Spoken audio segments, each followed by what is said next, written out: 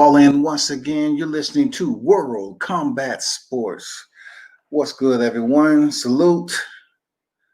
Salute to the WCS supporters and everyone who is having an outstanding, wonderful week thus far. We're almost there, y'all. We're almost there to the weekend. We're almost closer to the weekend to let go and understand there's boxing and MMA in store for us. Well, that's a good deal. You know what I'm saying? I want some more people to get in here because I want to break down UN-DUCK-SPUTED. I agree. For once in my life, this boxing life, I totally agree with Bill Haney when it comes to Teofimo Lopez. Absolutely. I agree.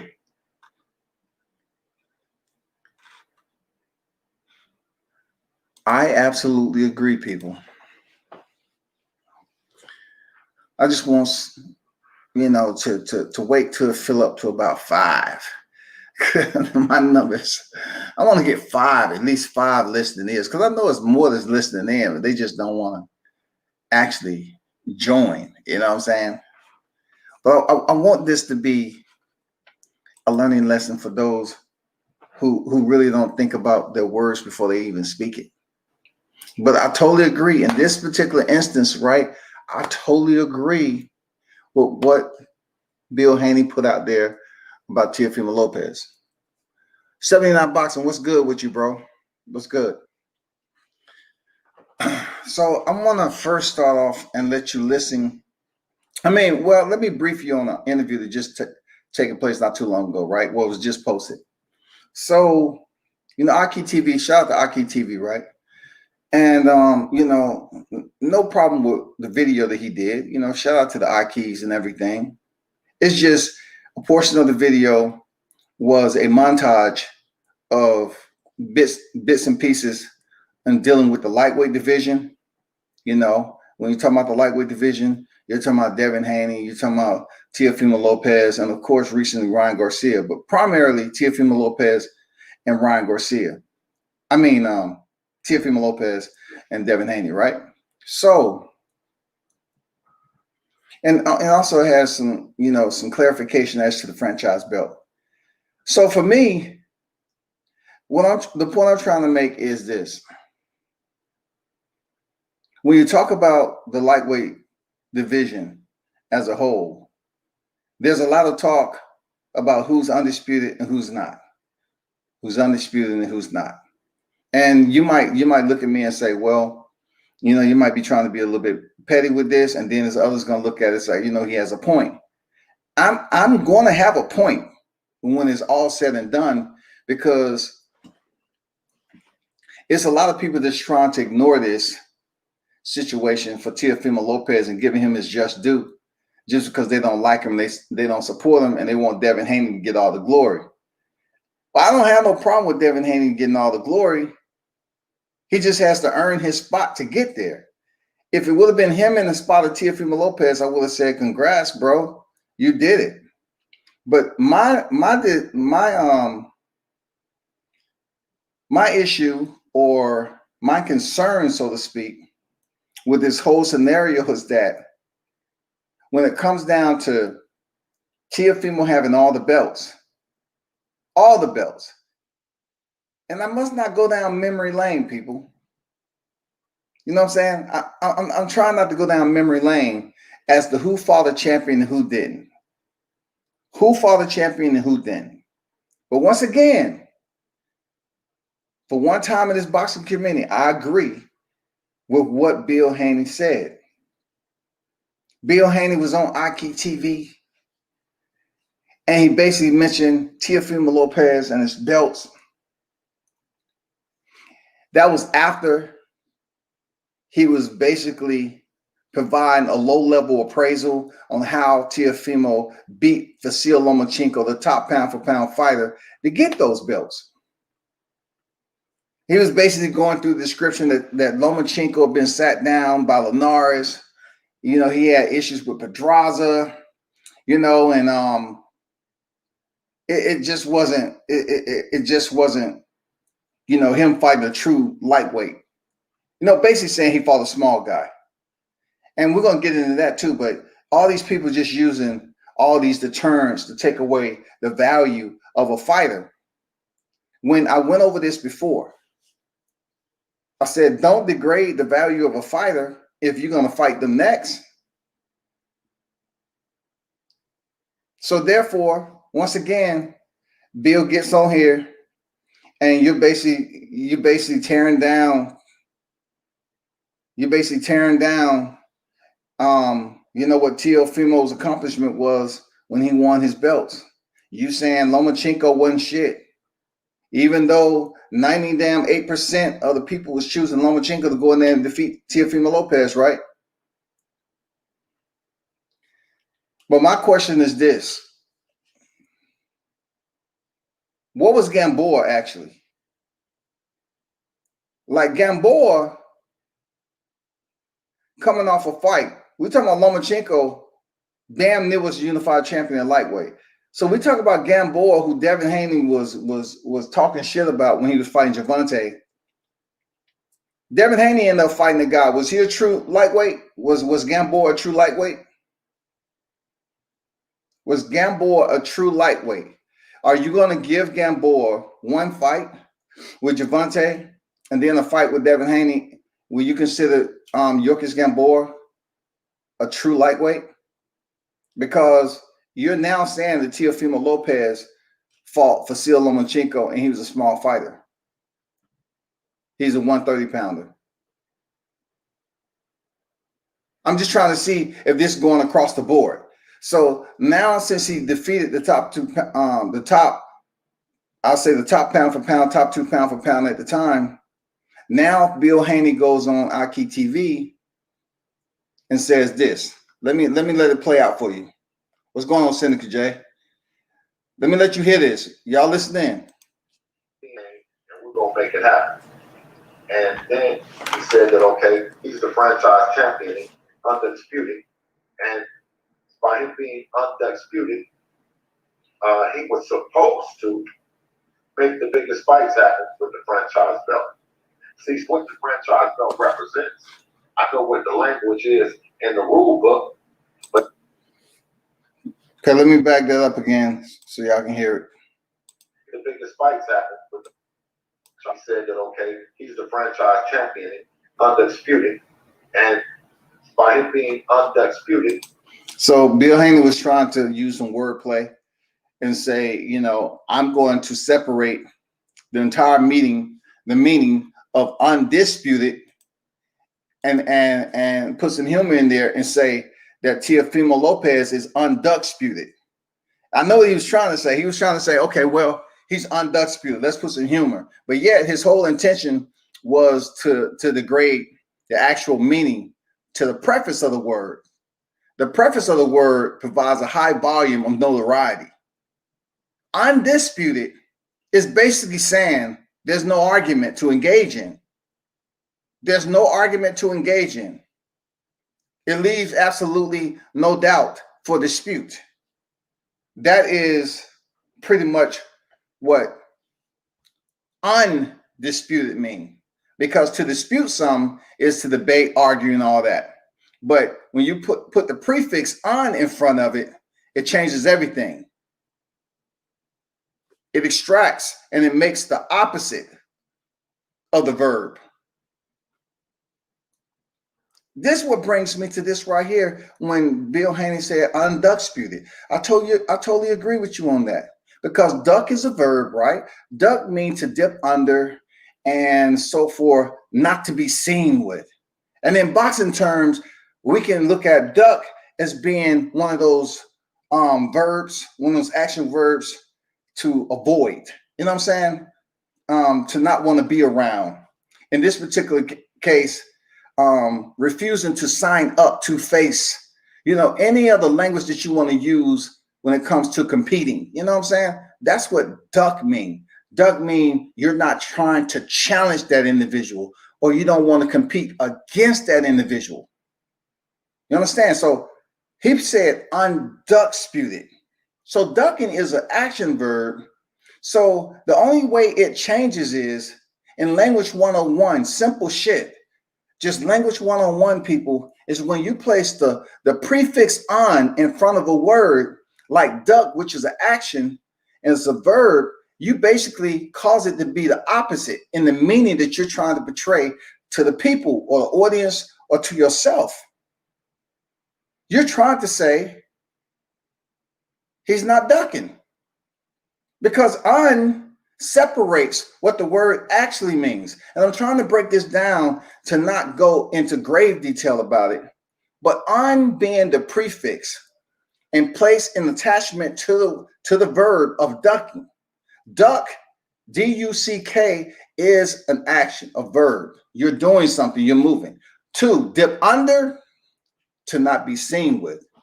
So therefore, if you put on, it's basically saying you're not doing that. It's making it seem like the opposite of what the word actually means. Unduck. Unduck. So Bill just basically said he placed duck in there, spewed it. So basically, if you attach the second half of disputed in there, this whole word unduck-SPUTED, even though it's a slang insertion, it still basically eliminates Teofimo Lopez from being a ducker. It leaves no doubt, because on basically takes the opposite of what that verb stands for. So it would have been better for Bill Haney to say duck-SPUTED. Just a lesson learned. Just a lesson for him to learn. Duck-SPUTED is what you should have used, Bill. Duck-SPUTED. If you really wanted people to look at what you was trying to portray to the boxing audience about Teofimo Lopez avoiding Devin Haney, you should have just underscored the fact that it's duck-SPUTED. Because when you put on in front of duck, which is a verb, you basically extract the actual meaning of what you're trying to portray. You're trying to say he's ducking, but on, using as a prefix, separates all of that. And it means the opposite. It means the opposite.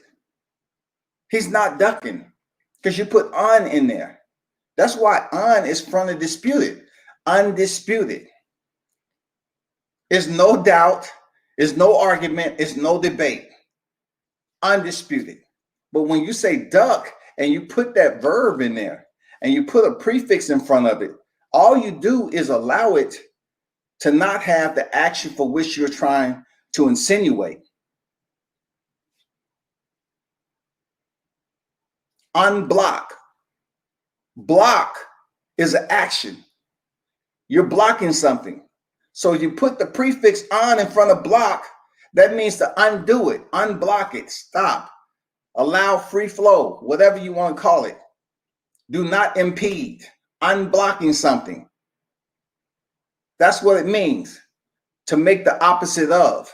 So if you was trying to imply that Teofimo is the WCS champion, you're right, because there's no disputing. Only thing you did was enhance the word, Bill. You enhanced the word. Man, we need to stop putting cliche terminology in everything. Like my word is Duck Masters Coalition. Everything about the Duck Masters Coalition has a preface to it with action, but it all associates. There's no deterrent in there. It's Duck Master Coalition. Basically, I'm grouping the ducks because they are the top of their class into a coalition, which is considered a group, Duck Masters Coalition. But when you take unduck-SPUTED, you're basically saying that Teofimo Lopez is not ducking. And there's no doubt, there's no argument, no anything. Just remember that, Bill, the next time you hop on somebody's dang, outlet and you want to insert slang terminology in there with wordplay, not everything makes sense, especially when you got cats like me that's just listening to everything, just paying attention. Unduck-SPUTED absolutely makes no sense at all. What you did was just basically provide Teofimo Lopez with more notoriety than he needs. Why? Because WCS, that's what I'm here to do. I mean, that's just damn elementary shit right there. Mark Nash in the building, salute to you. Y'all be sure to check my man out, man. Mark Nash breaking beat. Salute. That's what UNDUCK-SPUTED means. You take a prefix which releases the action and makes it the opposite of the verb that you are attaching it with. Come on now. If you take an action and you're blocking and you put unblock, that means to do without. Unduck. If you're saying that he's avoiding and he's refusing to engage or compete with or challenge, if you put on in front of it, it makes it the opposite of what the word actually means. So in the reality, you're trying to create an anagram, so to speak, with a hidden message in it. That's what the message is. You want people just to see it, but understand, individuals like myself, I'm gonna be a little bit more petty with it because I like the phonetic part of the language. So therefore, when you're dealing with verbs, adjectives, nouns, and all this other shit, I'm looking at this and I'm saying you pretty much gave him a lot more shine than you want him to have. You call him UNDUCK-SPUTED. The word duck is inserted in there the wrong way. It doesn't make any sense at all. Absolutely no sense. It actually helps and assists with what people are saying he is anyway. They saying he undisputed. You're basically saying he ducked. And I'm telling you that, Bill Haney, what you should have did. And look, I'm just helping. I'm trying to help you out, my brother. You should have put duck-SPUTED. Talk to somebody. If you want to come up with some conjoining words that make sense, just hit me up. I have plenty of them. But what you should have did is say duck-SPUTED. Duck-SPUTED would have basically resonated with the audience that you're saying, damn, there's no doubt that he is a ducker. No doubt. But you put UNDUCK-SPUTED because I guess you felt that that was a way to sharpen the tip of the arrow to get your point across, in which it works just opposite. When you're dealing with prefixes, suffixes, you have to understand what take the action away from the verb itself. Un extracts the action from the verb and makes it opposite of what it's trying to imply.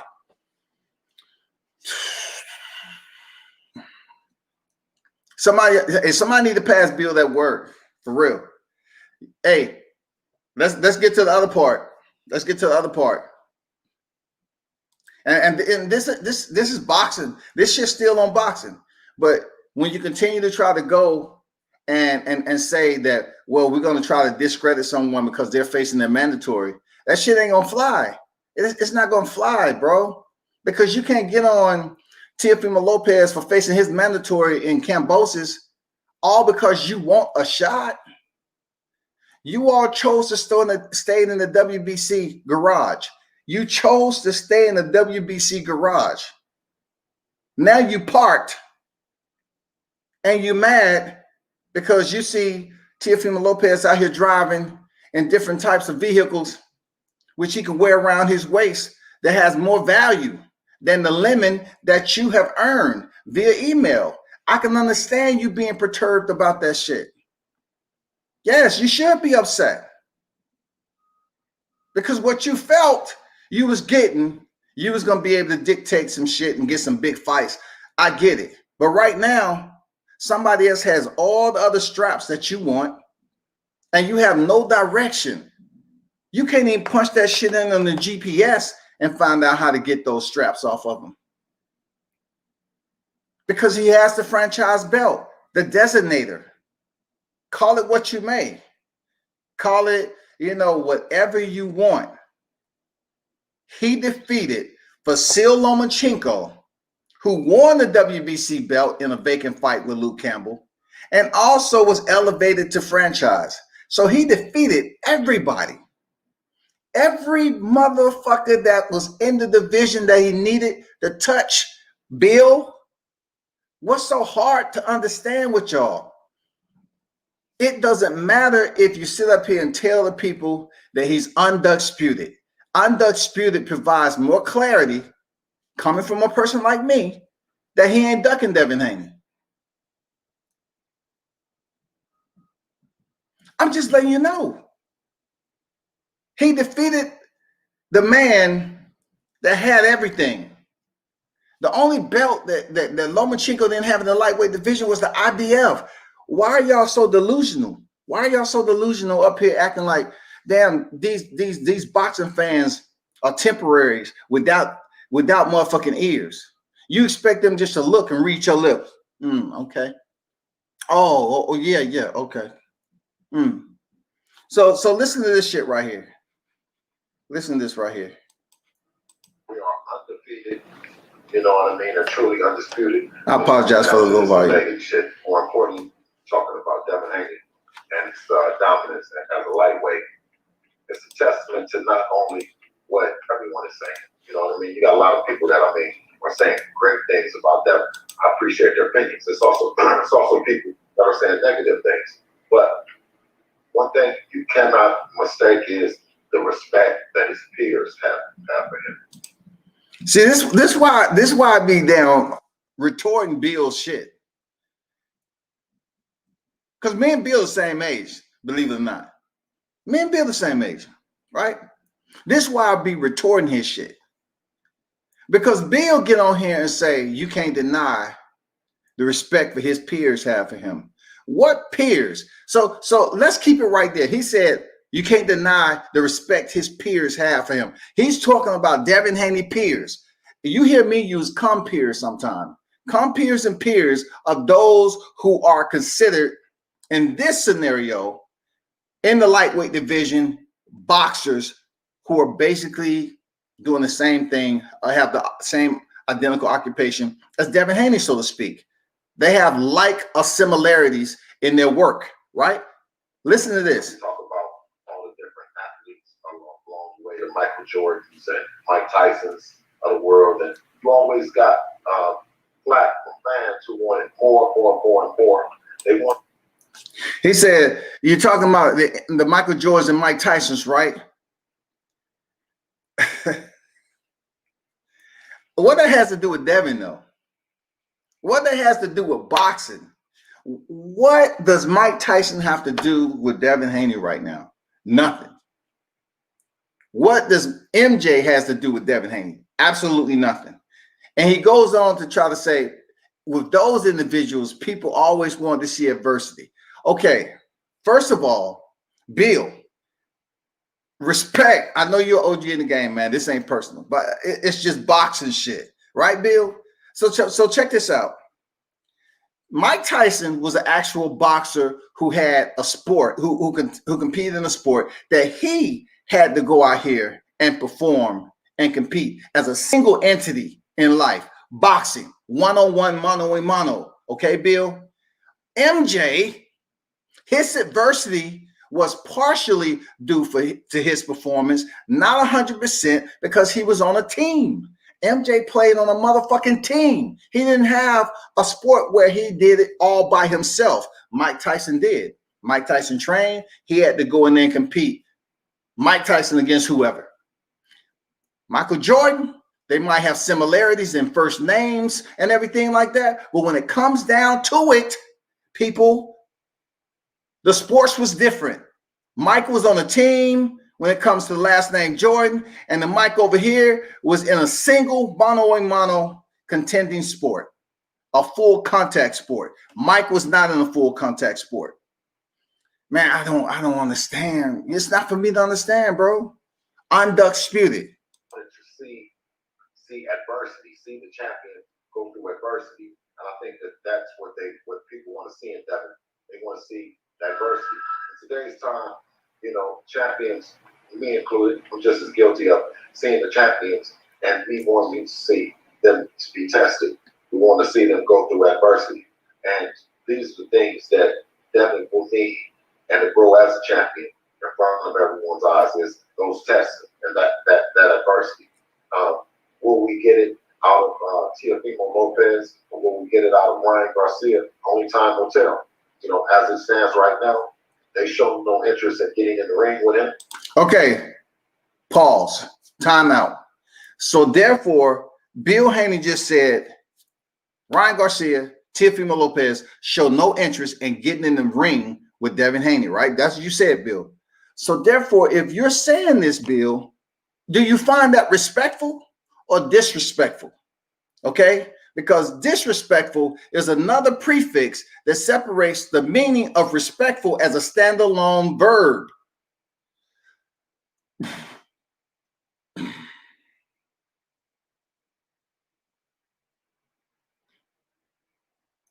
I'm just trying to figure out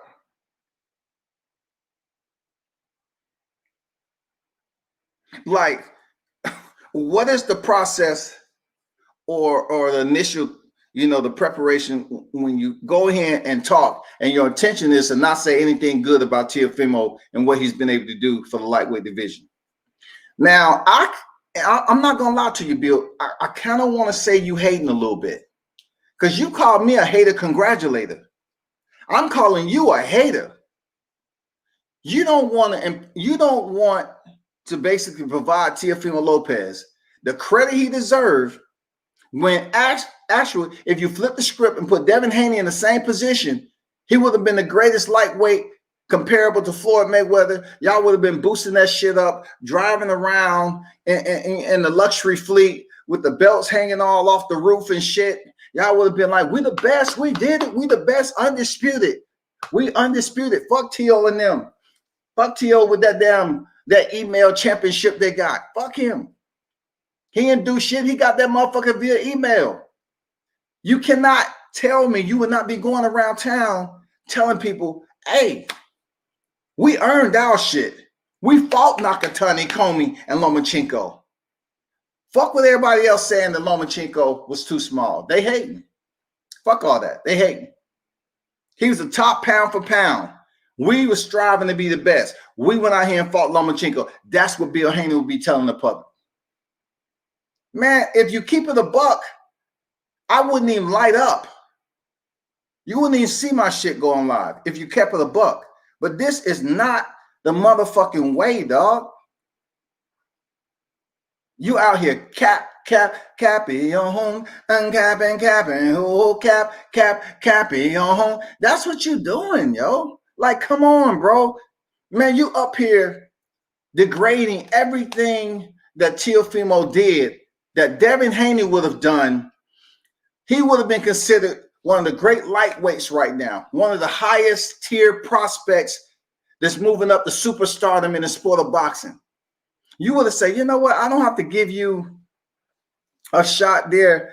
T.O., you should have made the decision. You wanted to go in there and hang out in the WBC garage. That shit backfired on your ass. You refused to make another decision. So you should have goddamn did what we did. We went the IBF route. We took a different route in the luxury fleet. We went and fought a harder opponent than anybody on your resume, T.O. Anybody. So since we fought anybody, like, look at what we fought. It's better than anybody on your resume, T.O. You need to get your shit up. Get your weight up. Fuck it. Get your weight up. Don't come talking about Team Haney until you do what we did. Now, once again, I have to remind people, if you didn't already know, I am black. And we have to hold our own people accountable. I'm absolutely being genuine. This is some bullshit, dog. It's some bullshit for real.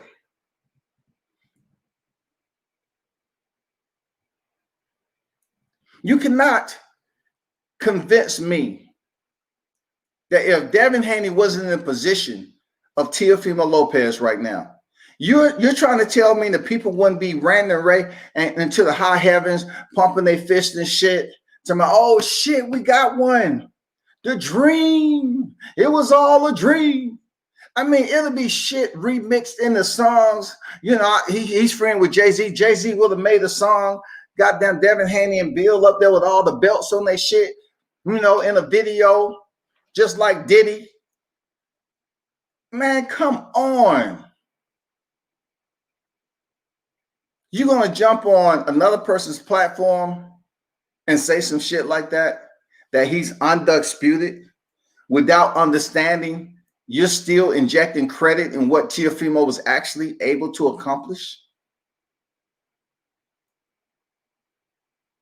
Unduck. That means he's not ducking. I'm here to tell you, as a person that loves vernaculars and putting shit together, I would have told you. You would have asked me, hey man, what's a good little thing? You know, a little word to put together, send a message, that subliminal message that's in between. I would say duck-sputed. Bam, done. Do it. I guarantee they'll catch on to it. Put it out there, Bill. Because see, what I've learned in life for a long time is that you can create some shit, but if you don't have a platform of someone that the public looks up to, they're not going to take it for food like they should. But see, Bill has the platform though. People look up to Bill. So if Bill would have came out and put duck-sputed out there, they were like, oh shit, but Scotty put that shit out there. You know, what are you talking about? What are you talking about? But duck-sputed would have accomplished what you was trying to say. You calling him a duck, and there's no denying it. Because you would have put the second half of disputed on the end of duck, okay? You would have somewhat meshed that together as an anagram with a damn message inside, a subliminal message of, yeah, you're undeniably a duck. Undeniably. It's no disputing that. It's no debate. Teo is duck-sputed.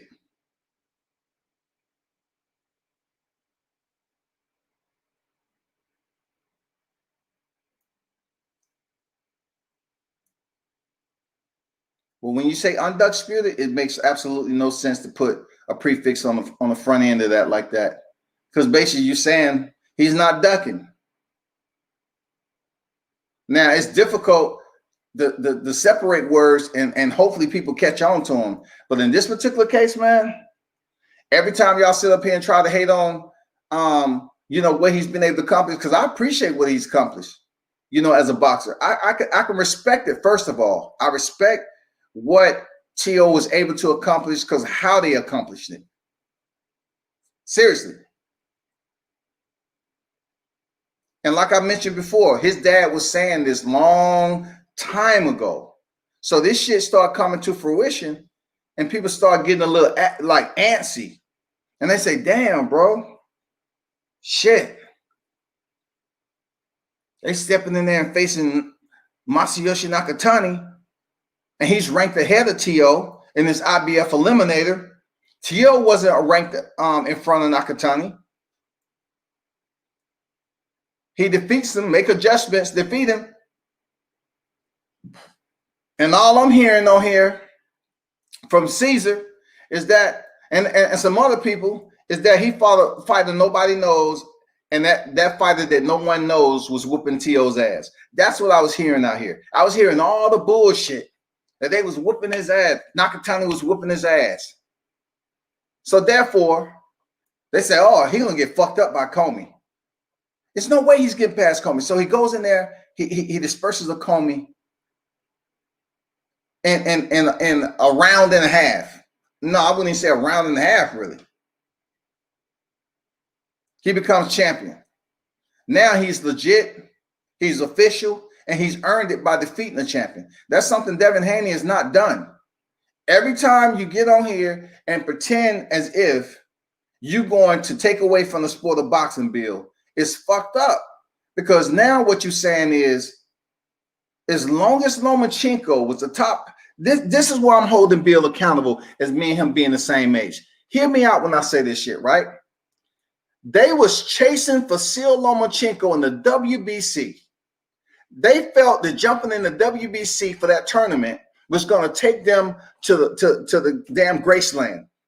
That's the whole reason why they was there, for Vasyl Lomachenko, people. They was there. Team Haney was there for Vasyl Lomachenko.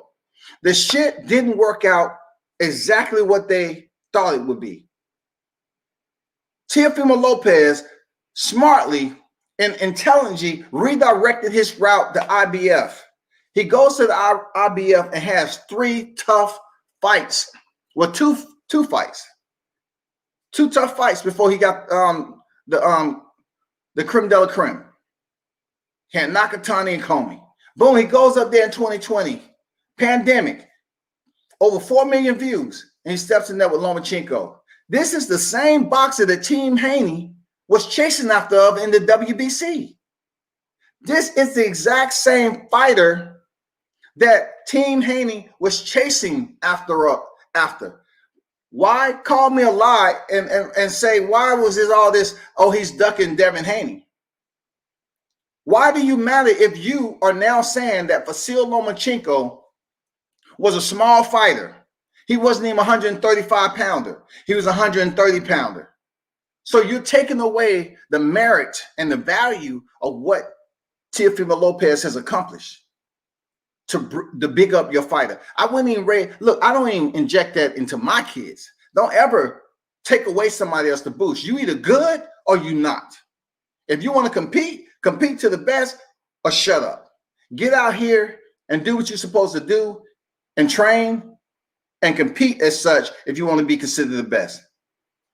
We can't take a two-time Olympian that everybody was praising. Team Haney chased him in the WBC, and the plan fell the fuck apart. I mean, it crumbled. They're left standing there in the aftermath with nowhere to go. And I put blame on this, people not picking up the phone and trying to find out the answers they need. What's going on with this franchise shit?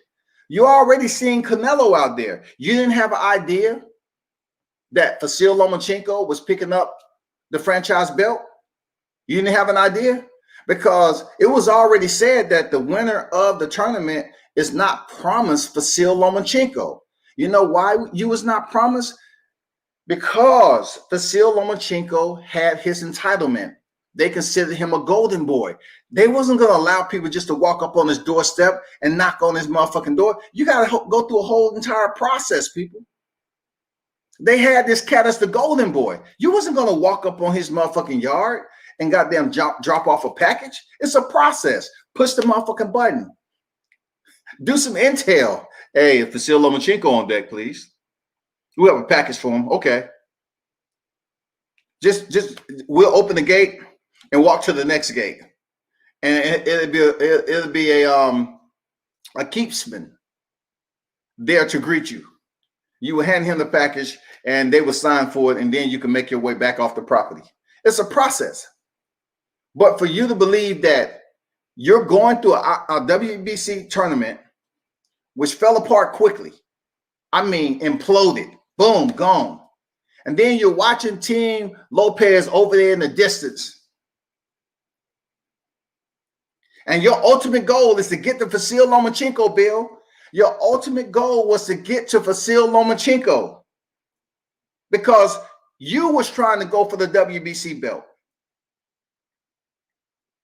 You ultimately received the WBC belt, but it is without total 100% value because Mauricio Suleiman, the WBC president, elevated Vasyl Lomachenko, who the request came in from Bob Arum for that to happen. Y'all didn't have any prior intel that this collusion was going on? No one gave you that motherfucking intel, Bill. That's what I'm saying, man. Be smarter moving forward to 140. If you was playing the game better, man, I would salute you, bro. For real, I would salute you. But when you get on here and you devalue what boxing is, and you will not admit and say that, hey, we fucked up. Our navigation was wrong. You cannot sit up here and convince anybody. You can't convince me. You can't tell me that you was going after the same person. Teo got there first, did a better job, earned the straps, and he's making the calls to face his freaking mandatory. He's making a call to face his mandatory. The IBF is one of the most stringent sanctioning bodies for you to face your mandatory. It is. But we know what trumps that, right? We know what trumps that, right? So you all are saying, listen, this is another thing that's just clueless to me. Canelo did absolutely nothing at 60 when he received the franchise belt. Absolutely nothing. He didn't do shit. He just decided to vacate his WBA strap and move the fuck on, right? Did nothing. Were y'all on the phone with Eddie Reynoso and them and Team Canelo and say, hey, do you have any insight for us? Any advice? Because we're really sick and tired of just sitting in place. Nothing's going on. How do you think Jamal Charlo felt? How do you think everybody at this 160-pound division who hasn't fought Canelo with their franchise belt, how do you think they felt? They felt some type of way too, outside of Triple G, because Triple G has already been in there twice. He's waiting. But see, the difference between Triple G waiting, he was able to make money off who he had his mindset. Triple G was able to already make money off of it. He already went in there and earned a draw and then lost the second in the rematch. But he earned his money. That was his designation, Canelo Alvarez. That was his designation. He got it. But you all are stuck in a position where I'm telling you all, amongst other people, have told you to come off the WBC belt if they're not going to show you any attention, and you're leaving it up to then Teofimo Lopez to check the box and say, you know what, why don't we fight Devin Haney? I'm telling you, Bill, I'm trying to be as clear as possible. It doesn't make a difference if Teofimo Lopez moves up to 140 and don't fight you. It's going to do absolutely nothing to diminish his career. It's going to do absolutely nothing to taint his career. Nothing.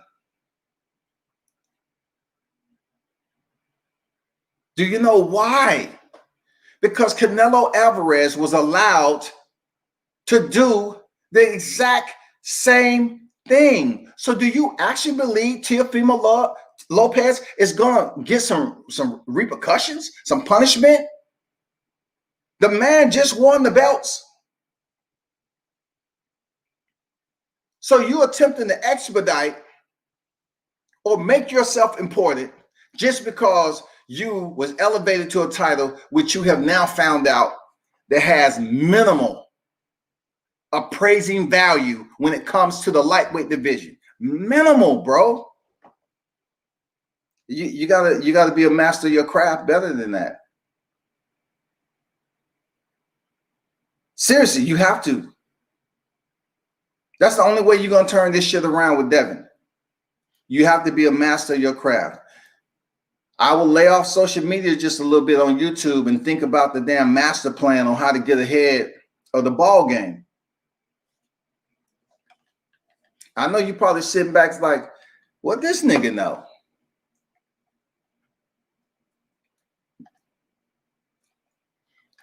Look, you don't have to think I don't know anything, right? It's all good, but let me get to these comments in here. Appreciate everybody stopping through. Mark Pinkerton, what's good? A lot of jealousy from the Haney side. Devin was supposed to be in T.O.'s shoes, and by pushing the Lomo duck, and now T.O. duck is the narrative. Facts. So whoa. Facts. So whoa. He basically said Devin was supposed to be in T.O.'s shoes, y'all. And by pushing the Lomo duck, and now T.O. duck is the narrative. That's all I'm trying to say. Alexander back in the building. What's good? Nash say Bill gonna be mad when he sees this. Like, man, fuck your verbs in that verse. Hey, Mark, I know you deal with adverbs, verbs, nouns, adjectives. I know you do. You're an artist, so I know you know what I'm talking about. Conjunctions, nouns, all that dog. We want the fight. Yeah, man.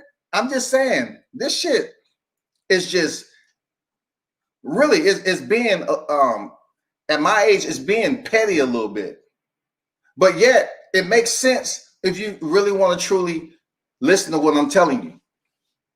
Because if you refute what I'm telling you, right, and you run back and tell Bill some shit like I'm hating, I'm not hating. Hating take a lot of energy. I'm telling you some shit for real.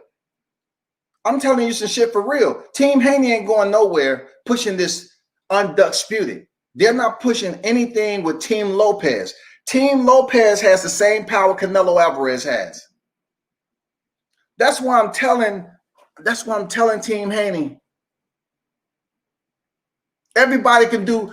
Look, you got people up here that'll do 50 or 60 motherfucking videos on you a month. And you'll get on here and you'll continue to say, well, you know, my good brother, I'm going to tell you like this. Well, you know, we all know Teofimo Lopez, that he's not really trying to get in the ring with Devin Haney, the best, the great, you know, lightweight. And, you know, when it comes down to it, he's unduck-sputed, right? He's unduck-sputed. And, you know, my good brother, you know, when it comes down to it, the people is going to know that at the end of the day, that Devin Haney has faced a large group of lightweight contenders in boxing.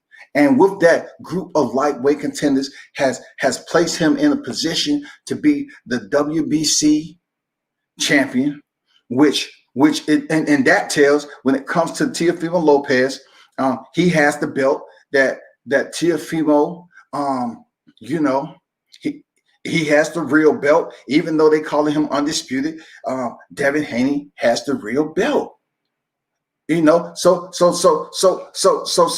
my good brother, the people need to understand that even though Teofimo has all the rest of the straps, Devin Haney is the fighter, the number one fighter. He should fight if he feel he deserves the title of undisputed. Listen, he don't deserve shit.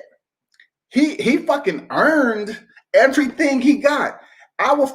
You will hear me tell you straight down the motherfucking middle if it was any different. But for anybody to not call themselves extremely biased by negating the fact, especially what Mark just said, your entire intentions was to be in T.O.'s shoes. That was your entire intentions. That was the wholeheartedly freaking projection right there. But this is what happened when you are afraid to make decisions for which allows you to be without in order to gain. You more so, you don't know what it is to say, okay, let me put this down. This is my projection of WBC. I know who I'm going to be facing, this, that, and the other. Let me go a different route. Nobody gave you warning. It seemed like a fucking setup that you wasn't even aware about. You crashed into a wall hard. This is your first division where Devin earns a title.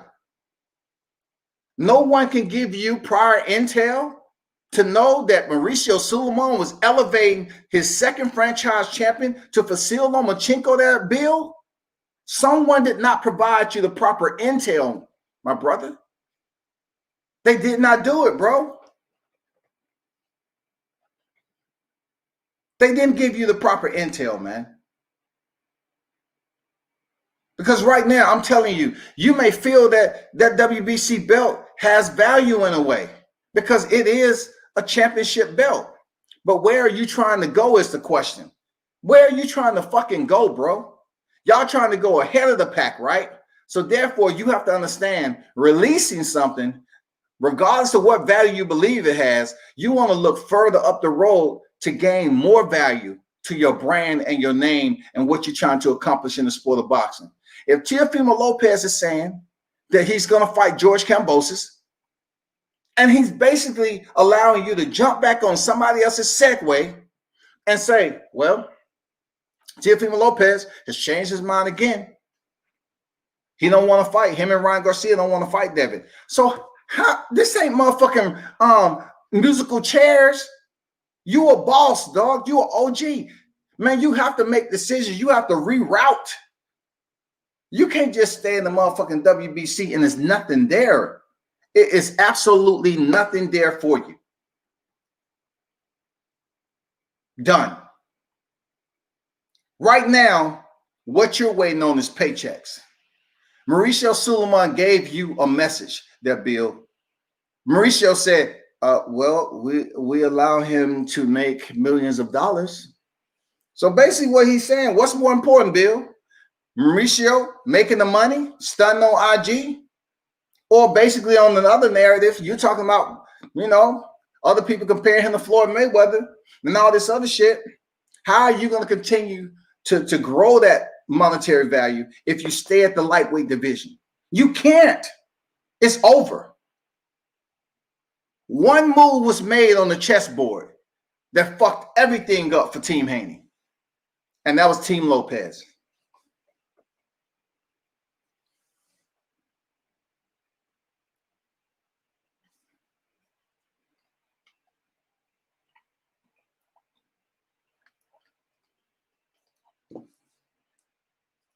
That's what fucked it up for y'all. Team Lopez made the smarter decision, the more intellectual move on the chessboard. They became the knights. They made the move that appropriated all the funds. Yes. Full $55 words, goddammit. They made the move to appropriate the funds there, Team Haney. Devin Haney was up there telling Teofimo Lopez he's a promoter and Teofimo gets a purse. My people, you have to think ahead sometime where you're in a position where you feel you might have a lot of value right here, right now in the present, but you're not thinking about what you're trying to gain over a period of time. So right now, this WBC, you holding down this WBC spot is basically hindering your future gains in the sport of boxing. Remember, I said that whoever doubt what I'm saying, remember it. 135-pound division, the longer they stay here, the longer it will hinder Devin Haney if Teofimo Lopez is the one that's going to be division to division if division for you. It's going to fuck you up.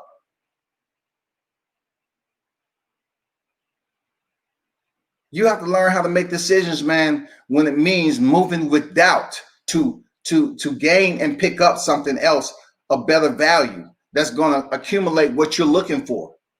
Leave the shit behind, because a businessman in life will always tell you they primarily gravitate to certain business entities or structures or something they want to invest in if it's going to provide them a residual income. They're not really getting into a business where they're going to continue to put money into something and they're not getting anything from it. Just because Mauricio Suleiman said you can make millions, does that mean you just stay your ass right there? Hoping and wishing that Saturday Teofimo comes out and say, yeah, we're going to face Haney. We're going to face Haney. Monday comes out, no, we ain't facing Haney. So Bill gets on there and he says some shit like, he's worried about the numbers over in Australia. Oh, they ain't gonna be able to do this number, this number, this number.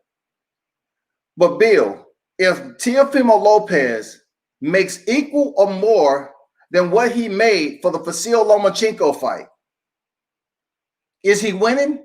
He's winning. He's winning, big dog. He's winning. Plus, you cannot act like he have to jettison the mandatory without looking at Errol Spence. Where did Carlos Ocampo come from? Errol Spence was the IBF champion for quite some time. Did he have to face his mandatory? Yeah. Did we know who the fuck he was? No. He stopped the man in one round. But that was his mandatory, right? Came out of nowhere. How many times have we seen individuals, boxers, have to face their mandatory? So why are you degrading and being contemptuous with Teofimo Lopez all because they're playing the game better than you? They're playing the game better than Team Haney.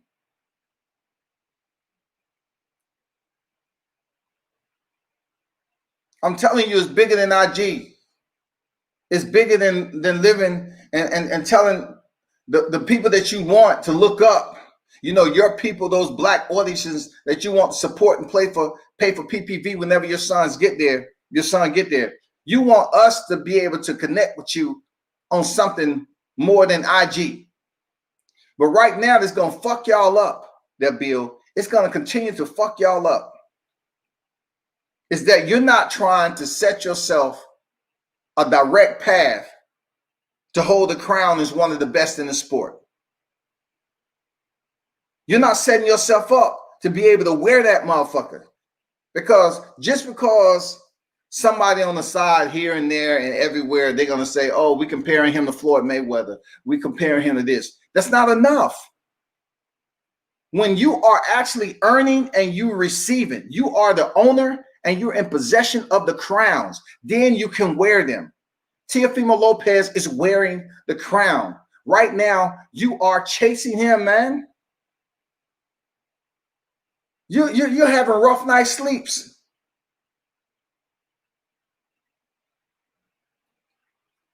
And I don't even think you understand how much respect should mean to you. Because in another world, I know respect means everything to you, Bill. But when it comes to this boxing game, that respect that you have on that side should basically resonate over to this side. You should demand more from this side right now, because your son is the one going in there and competing and earning the check. Your son do not have the crowns. That means the proper decision wasn't made. So what does that tell you? You have options there, Bill. This is the option you have to rethink how you go forward. Because I'll be damned, I sit up here and continue to listen to any media, especially with somebody that look like me, my people, my black people, right? And they're continuing to say the same shit, dogging out a boxer, Teofimo Lopez, who's Hispanic, Honduran, you know what I'm saying, from Honduras. And you're going to say, well, Teofimo Lopez, he fought a small 130-pound Vasil Lomachenko. He won shit, basically. Linares set him down, and he had problems with Pedraza and all that. And I'm saying to myself, damn, the hypocrisy is boiling over, because Lomachenko is what everybody was aiming for. Team Haney was aiming for it, and motherfucking Team Lopez. Team Lopez say, fuck the WBC tournament. Somebody probably gave him a heads up. I even have it on video. Him telling, I'm asking, what's your plan? I gave him 2 routes of where he was going to look. This ain't no capping. I gave him 2 questions as far as 2 routes he wanted to take in the sanctioning bodies, the WBC and the IBF. And Teofimo said, right now we want to go to WBC, this, that, and the other. So his intent was the WBC. In between the time I asked him that and his fights, and in Texas, they changed.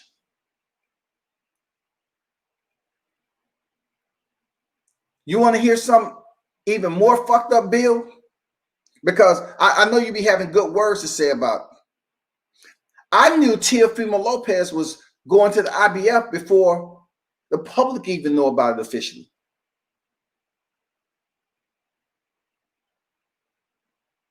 I knew that he was going the IBF route. I knew he was abandoning the damn WBC. You know what else is going to fuck you up, Bill? The word was out.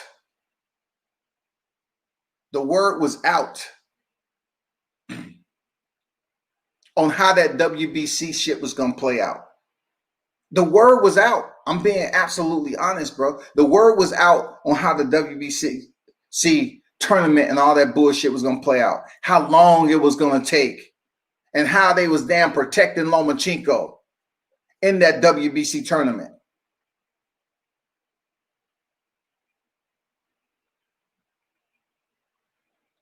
They allowed Lomachenko to fight for the damn vacant WBC title.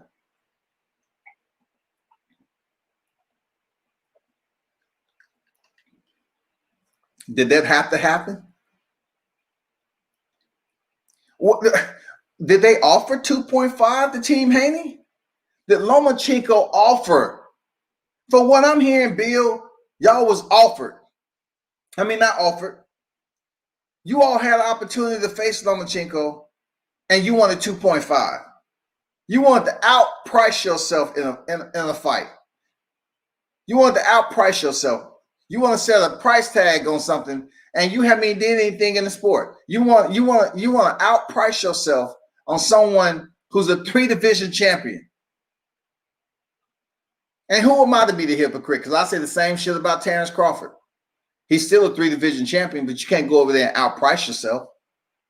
But then you ask for 2.5? Were you just looking for the bag?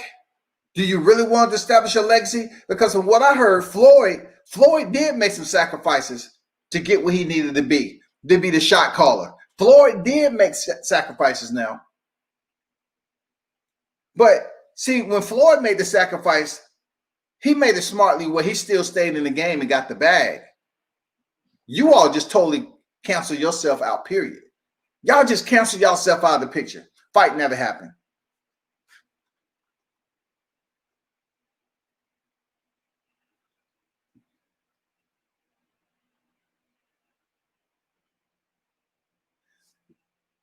Truth, what's good? If Bill Haney really wants to fight Teofimo now, all he has to do is, if match the Kambosos deal wise, call Eddie Hearns, make it happen, stop the excuses, take real action, Bill all talk. Is a match. Yeah. For sure, man. Teofimo made 1.2 for Loma. He stands to make upward of 10 mil in Australia versus Kambosos.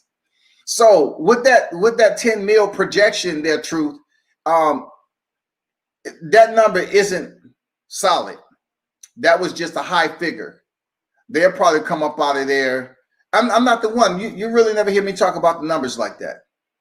But it's not going to be 10 million with the pandemic and them placing restrictions on people traveling back and forth.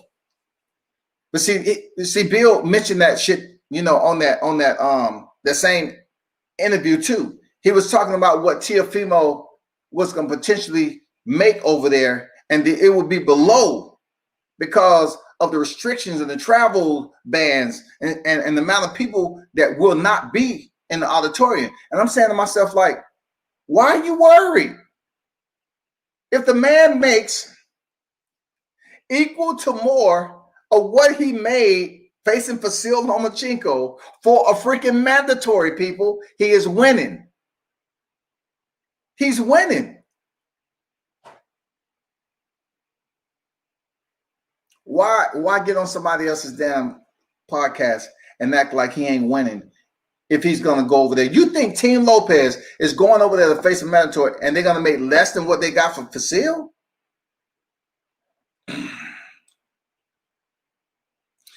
I knew about that damn WBC tournament. I don't know. Look, if I knew, you should have known. If I knew, you should have known. That's all I'm telling you. You need to have better intel. You need an LPOP out there looking out ahead of time, trying to see what's going on. You need people on the phone. You need communication to be established. You need that shit to be green. Something. If I knew about the WBC tournament, you should have known about it. Lawrence El Campo fought last weekend. Yeah, I seen that, man. Like, when it comes down to damn Errol Spence, though, that was his IBF mandatory. So you cannot sit up here and pretend like Teofimo doesn't have the right, coming off 3 tough fights, not to face his mandatory. All because you all chose the homestead in the WBC tournament. He's not getting 10 mil for Kambosos fight. Bob Arum ain't crazy. Anybody believe he's getting 10 mil for the damn fight is crazy. He's not getting 10 mil. Real talk. That shit sound good, but even Lopez Jr., his father, said it wasn't 10 million. In a field stadium of 60K people, he does. Yeah, in a field stadium outside the pandemic and travel restrictions, oh yeah, he can get it in. The bag will be heavy. Real talk. Real talk. It'll be nice. In a field stadium, if he get that, he's not getting 10 mil. He's struggling to get 2 mil guaranteed. Well, what did he get? What did he get total for Vasyl Lomachenko though? What did he get? What was the negotiation process that his father was talking about? Initially, he was supposed to get 1.2. What did Teofimo Lopez get? Come on, man. I'm in the presence of lions. What did he get? What did he get to fight for Seal? True say Teofimo not struggling. He took short money to take the fight with Loma because Haney priced himself out of 2.5. The Haneys did price himself out of Loma fight, but also Teo did negotiate from 1.2 to 2. And his dad was on here saying, damn, I don't want my son to price himself out, or I don't want him to ruin this fight with Vasyl Lomachenko. That takes some cojones right there. That takes the proper presentation to get the most from what you're about to go into. Teofimo ended up negotiating the most for his worth. What he did was take an amount that was given him, which David McWater, if you watch the interview, he said, oh, we was going to get way more than this. But due to the pandemic, this what we get. They was going to get way more than that shit. He said that to me during the interview. I interviewed him twice, once in the pandemic and once when boxing started to get back on his feet. If I knew about the WBC tournament, I'm telling everybody, Team Bill Haney should have knew about the WBC. If they knew what I knew, why stay over there and be in the position that you're in now? That's all I'm saying.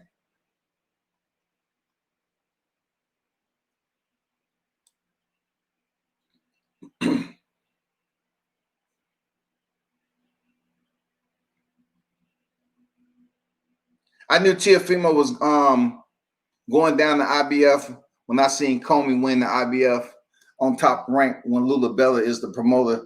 Teo slept Magnolino on that card. Well, even at that particular moment where he knocked out Magnolino in the 7th round, right? He still had intentions. He still had intentions of going the WBC route. I know this for a fact. I was at the fight. I covered him the entire fight card. They still had WBC intentions. But like I'm telling you, they had plan B.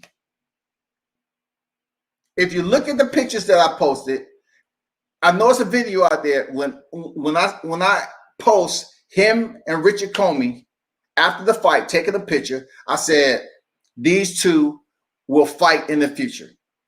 Look at the picture that I post. I took a picture of Richard Comey and Teofimo Lopez with him with his damn IBF belt. I say these two are gonna fight.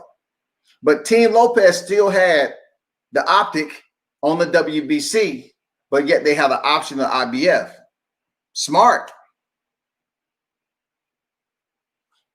But I was at that fight. I know exactly what fight you're talking about over there in Texas.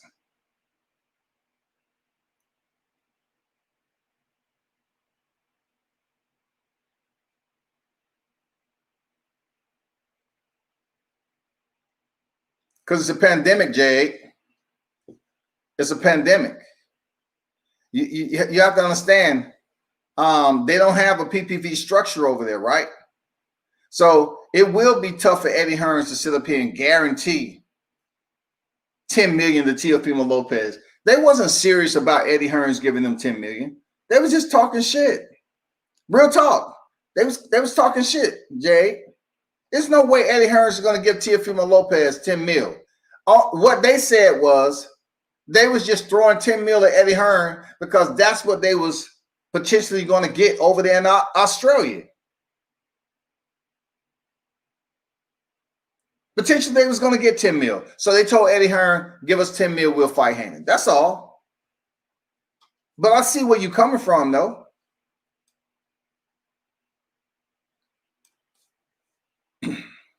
He's not getting 10. Really, nobody on Top Rank is. Get a grip, bro. Bob ain't paying the weight. He getting around 4 or 5 mil is good. He deserve it. Yeah, he getting about 4 or 5 mil. And once again, Lopez Jr. mentioned this. His father mentioned this. They're good around 4 or 5 million, but we're still in a pandemic. Bob is like, hey, way back when, what did he say about certain fights? He said these fights have to be with a gate, right? There's no way that Terrence Crawford and Errol Spence is going to happen without a live gate. Who's going to foot the money? Bob going to tell your ass right away. Who's going to give you the money? Where are they going to get the money from? I'm not putting it up.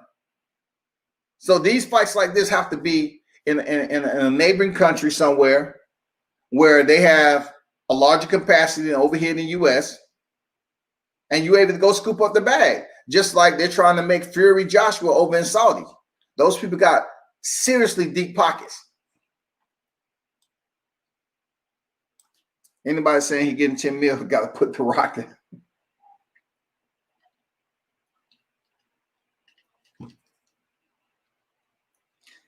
He got 1.2 million plus, 70-30 from the network revenues. Till got the 30%. I mean, he ended up getting, he negotiated another 800. You know, so he negotiated up to 2 million. Whatever he got, you know, when it's all said and done, he was able to get more than what was initially out there offered to him to step in with Vasyl Lomachenko. That's doing good business.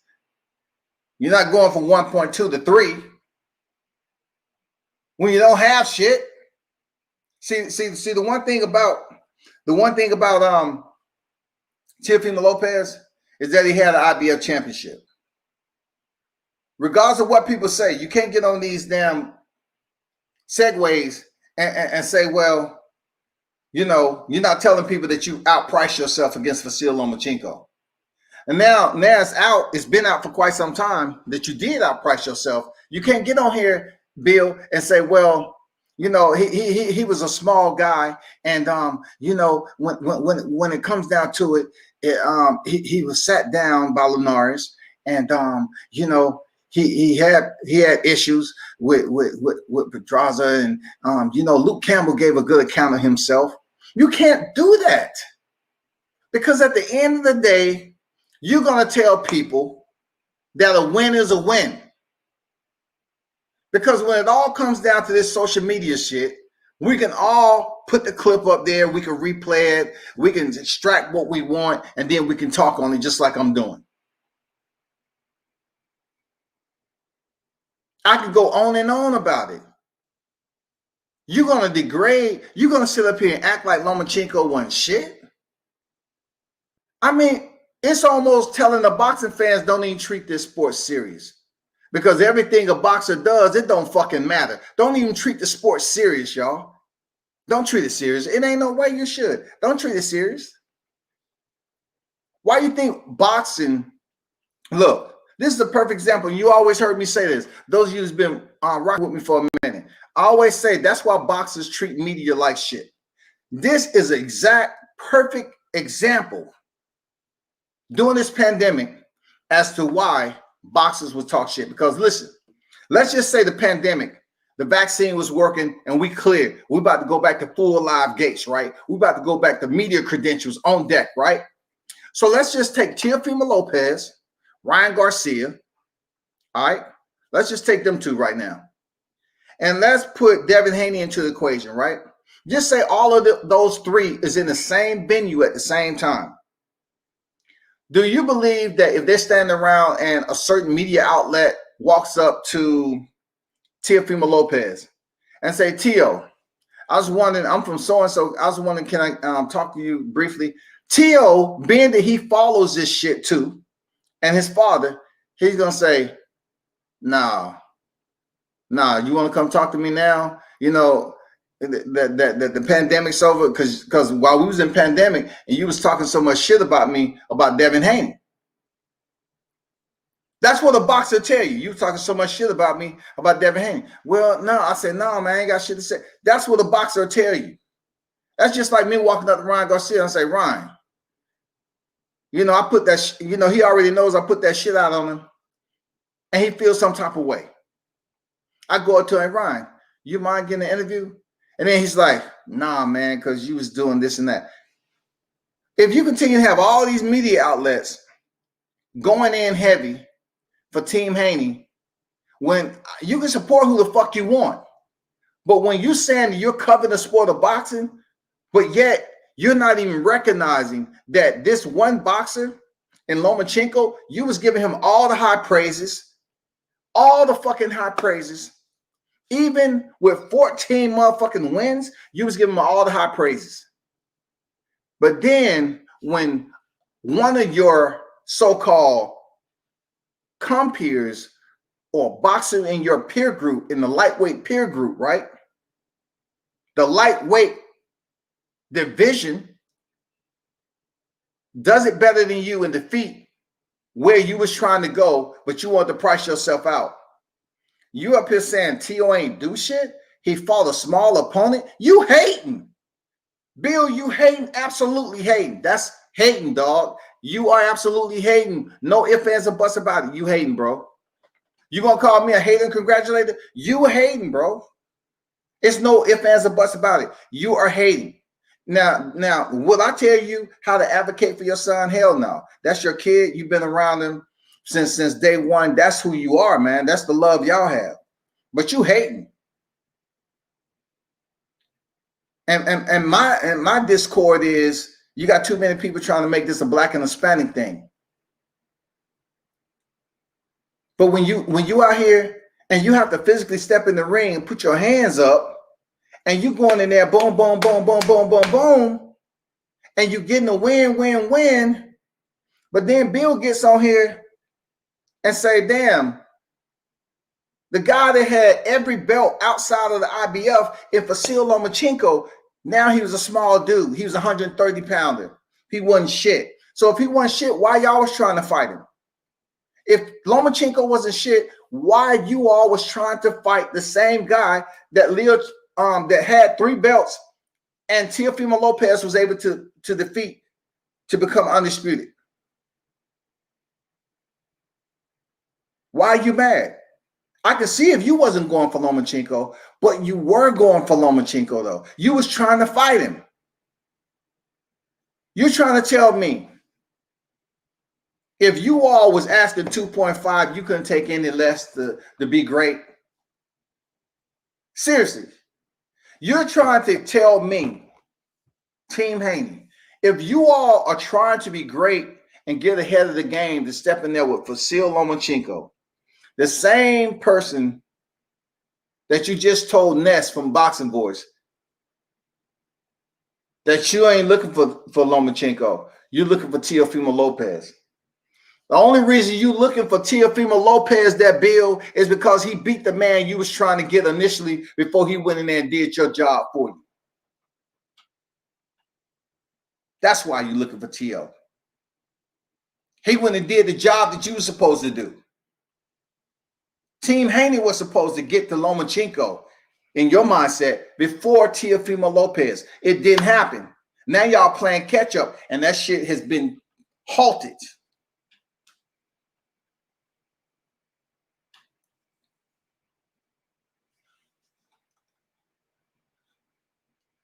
I know you, hey, True. Before I wasn't even looking at it. I knew that was going to come up. Recently on Akim Barak, Devin said he would not give Loma a fight because he feels Loma don't deserve it. No, I thought it was something else. Okay.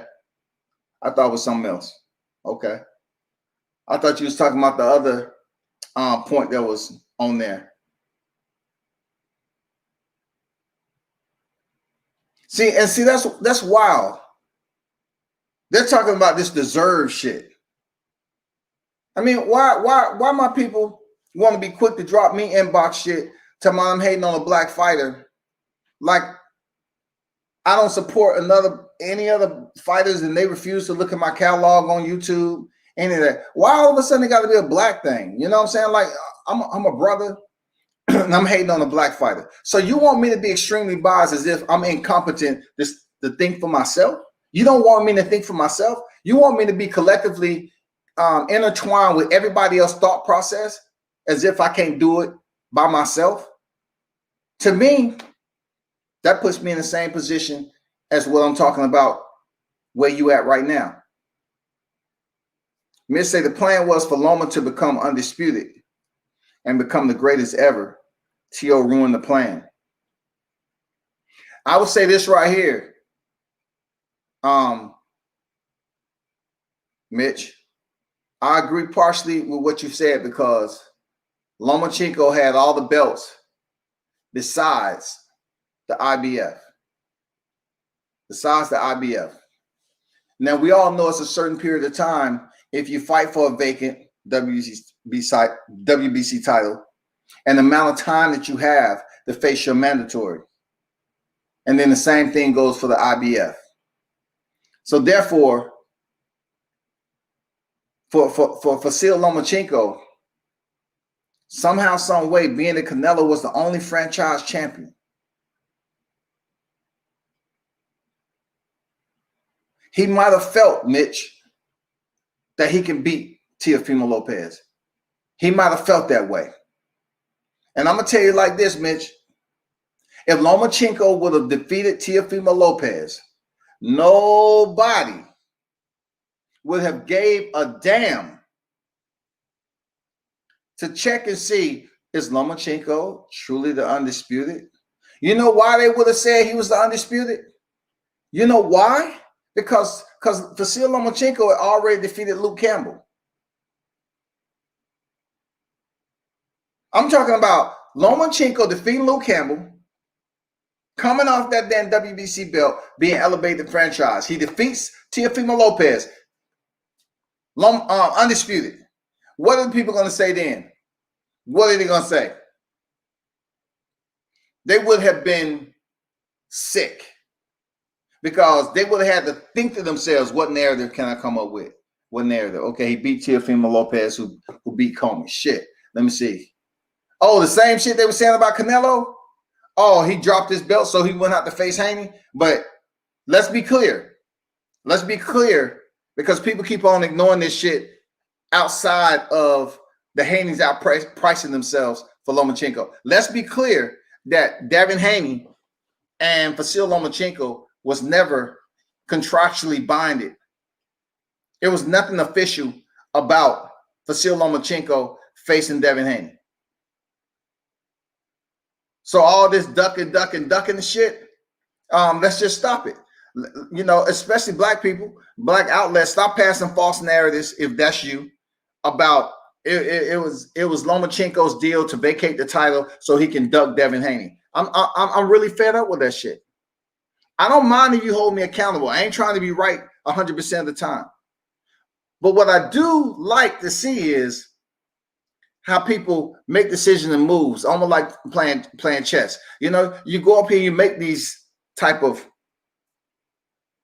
you know, moves that people didn't even believe that can happen. And right now, you're not doing that. Because if Lomachenko would have damn won all those belts, people would say, well, shit. Oh, man, should we even say he ducking? Because how can you say he's ducking Devin Haney when Devin Haney never fought a champion for his belts? So you can't say, oh, well, the best opponent that's going to be on your record, Lomachenko, is going to be Devin Haney. And that's another downfall. You can't say you're the best when your record doesn't reflect the best. You cannot continue to tell us, people like myself, that they're just going to, you know, provide a little bit more in-depth analytics to myself to try to figure this shit out. You're not going to be able here to come over here and say, well, let me come up here and come up with a narrative. And then I hear Bill out here once again criticizing Lomachenko to build up. So he'll criticize. Once again, this is the contradiction. You criticize Gamboa for fighting Gervonta Davis, but you all select him as an opponent. You criticize Yorkis Gamboa as being old, groggle, over the hill, washed up when he was fighting Gervonta Davis, but you yourself selected him as an opponent. So now you're doing the same thing, Bill. You're going back and criticizing Teofimo Lopez for defeating Lomachenko when you was after him too. So now that Lomachenko's lost, you trying to say he ain't shit. How can he not be shit? Because Teofimo beat the man to be the man. Teofimo beat the man before be the man. They outplayed y'all. And they're gonna continue to outplay y'all moving up in rank if y'all don't understand how the game is supposed to be. You know what I'm saying? I don't like using them cliche terminologies that they do on the YTBC shit. You know, they have this abusive of verbiage when it comes to exposed, you know what I'm saying, and ducking and shit like that. But listen, a lot of people are going to raise an eyebrow to y'all if you decide not to leave the 135-pound division either at the same time or before Teofimo Lopez. Because now what they're going to see is you may not be comfortable moving up to 140, and still you need to believe that right here, the competition where you at 135 has just enough power, but not too much power as far as the people that you got to face for you to kind of like say, okay, let me put an eraser on some of the bullshit that I experienced at lightweight. Let me stay down here a little longer since the belts are now vacated. Let me fight and try to become unified champion. But what that's going to do is, if you're not convinced yet, I don't see you all becoming franchise champion. If Teofimo Lopez leaves, Canelo left. Teofimo Lopez leaves. Saul Canelo Alvarez left the 60. Who was chasing him down? Did Jamal Charlo chase Canelo Alvarez down when he left with the franchise? Boom. So when Teofimo Lopez leave with the franchise, you think it's going to be transferred to Devin Haney? You ain't going to be able to do shit, bro. You're not going to be able to do a damn thing. Teo going to move up to 140 and what? What happened to Canelo when he moved up to 68? Zero. What's going to happen when Teo move up? Nothing. Nothing. So what are you waiting on? It's nothing there for you. There's nothing there at 135 for you, except, and I hate, it's bad to even say that, but right now, you're waiting. You're waiting in the corner, hoping and wishing that Team Lopez selects you as the next opponent to be in the ring.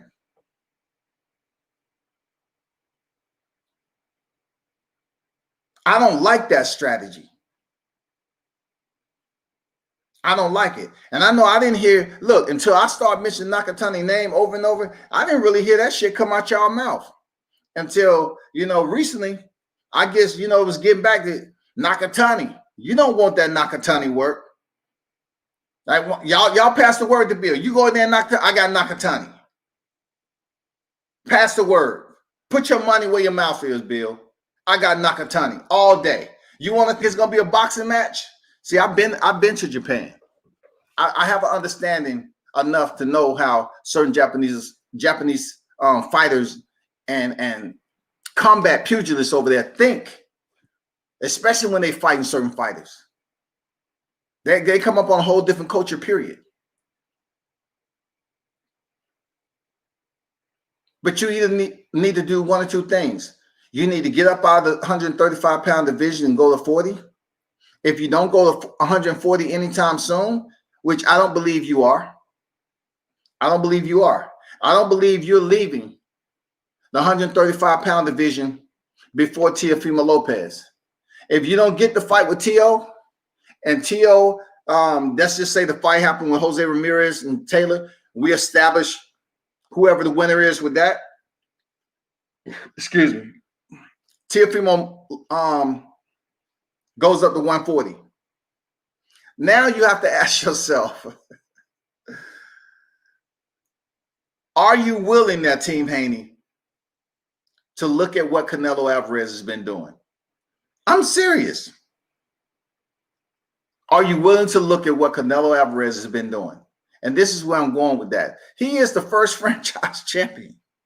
If you're not looking at what he's been doing, man, Somebody need to tell you. You need to look at how Canelo. You think Teofimo Lopez ain't looking what Canelo's doing? What if Teofimo Lopez moves up to 140 and he don't even drop all the belts? I mean, I can put 100 scenarios, but one scenario I do know. I do know this. You all are not leaving the 135-pound division before Teofimo Lopez. Team Haney and Devin Haney will not move away from that division until Teofimo has already gone up to 140 and they're able to clear some shit up, because now they feel like it'll be an open path. Now they feel like they're going to get some restitution for the WBC belt, which has no value right now. It has absolutely no value right now. It doesn't matter how many times you send Caesar over to speak on and tell people they don't have shit to do with the damn WBC. It don't matter if you're saying Devin Haney's the real champion and Teofimo's not. It don't fucking make a difference. Bob Arum is a promoter. Period. Bob Arum is a promoter. It's not going to fucking matter. Telling Mauricio Suleiman, who is a sanctioning body president, the successor to Jose Suleiman, his father, why would you tell him that, Mauricio, Devin's really trying to get a fight with Teofimo Lopez, and Ryan Garcia is his mandated as mandatory, right? Who gives a fuck what Ryan Garcia is? It's a time frame and a calendar on how long he has before Ryan Garcia faces him. It's a time frame. So why get on and tell somebody, Mauricio Suleiman, who can give a fuck about Ryan Garcia being a mandatory for Devin Haney? It makes us look bad. It makes us look bad. When we go up here and say dumb shit, and people looking at us like, oh my God, why do you have someone like that represent your brand? Why? Because any half smart individual will look at this shit and say, well, Mauricio Suleiman, he's not going to do business over the phone and say, you know what, I was on Barbershop and someone asked me, and told me that Devin Haney's trying to make a fight with Teofimo Lopez, when Teofimo was authorized to get the franchise belt transferred to him, right? It don't matter if he requested. Don't nobody care, because Canelo and Lomachenko requested. So it's no different for Teofimo Lopez. Who gives a fuck? I heard a brother get on there talking about, oh, he received the belt via email. You stupid. You in the words of the late, much respect to the OG, the Black Mamba, you don't know shit about boxing. Because when you're trying to say that Teofimo Lopez received the franchise belt via email, motherfucker, he fought to have the shit transferred to him. It wasn't given to him initially because there was no fucking winner. He was the IBF champion and he was fighting Lomachenko for the rest of the straps. But you know what? It was my people, bro. It's my people, man, that said that dumb shit on the air. And furthermore, how are you going to ask somebody? I mean, how are you going to reiterate that Ryan Garcia is the mandatory when we already know that? Like, oh my God, man. How are you going to have someone speak that already knows, that represents your brand? How are you going to say, well, I want to speak to him and let him know that Ryan Garcia is the mandatory for Devin Haney, right? Yeah. So what the fuck you want him to do? Mauricio, what? Because Bill Haney just was on IQ TV and he said, his peers respect him. Devin peers respect him. But, my good brother, they don't respect him enough to fight him. because they don't think he sells tickets, my good brother. You know what I'm saying?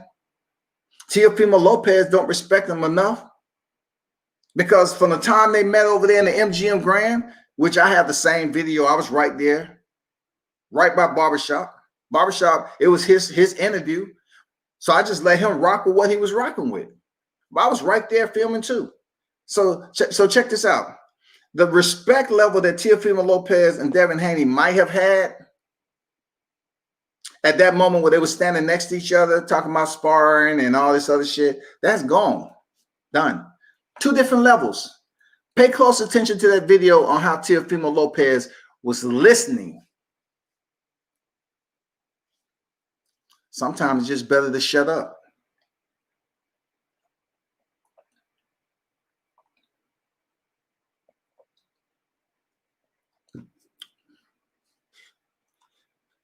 I think the Haneys want to wait till Teofimo leaves 135 so he can pick up the vacated belts the same way they got the WBC belt. Yeah, the Japanese fighters, they fight with a whole different type of spirit and honor, man. But to what you said about 135 pounds so they can pick it up, I believe that is indeed a something they're trying to hope. They just don't know how it can happen. But I'm telling you, if they do, it's going to be all bad, man. It's going to continue to go downhill. Why? Because I think at that point in time, right now, with Teofimo Lopez, he's pretty much earned the pot of gold. He's earned the pot of gold at 135. And his peer group, being that the primary name is Devin Haney, right? What can Haney do if he don't get the fight with Teo? He needs to bounce. He already has the dang straps on his freaking resume. You know what I'm saying? So he has the division as a world champion. Even though he didn't fight a champion, he has the shit, right? You go up to 40 and somehow, some way to make the phone calls to try to put yourself in line. You put yourself in line, man. You put yourself in line. You put yourself in line for success to get that title shot whenever the shit happens between Ramirez and Taylor. Now, no one really knows what's going on with that, but at least you can put yourself in the queue. You have a name.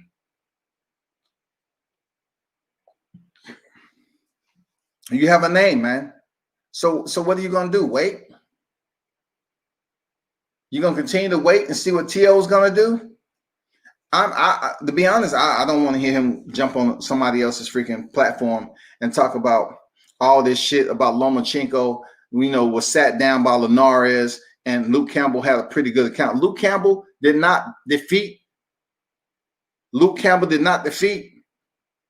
Lomachenko. Point blank. He lost, and Lomachenko picked up the WBC belt. Period. We continue the campaign. Well, when arguably your biggest win of your career wasn't against a true lightweight who showed dominance against other lightweights. Lomachenko struggled with Linares. Linares sat it down. Struggled with Pedraza, and Campbell had moments with him. And so you don't see a true king at 135. Listen, how many belts did Mikey Garcia have when he was at lightweight? A true king doesn't need anyone to count his crowns for him. A true king does not. A true king understands what's in his possession and how valuable they are. That's what a true king. Anybody outside of the proximity of a king, when it has to do with him actually include them to ask questions, or them being a part of how the king moves each and every day or whatever, it really don't matter to a king. You know what I'm saying? The ones who serve, that don't matter. The king understands who are the important ones and listens to them. They have conversation. He asks certain things. saying that Vasyl Lomachenko wasn't a king. Once again, he wasn't the king of the lightweight division. That's partial truth, but he damn near was close to it. The only thing he had to do was defeat Vasyl Lomachenko. I mean, defeat Teofimo Lopez for the IBF belt. He's the king of the division. I mean, I'm talking about clean sweep. I'm talking about stupid. If Vasyl Lomachenko would have won that motherfucking fight, oh my God. I can tell you one or two things I know for a fact that Team Lopez would have did. They would have moved the fuck on to 140.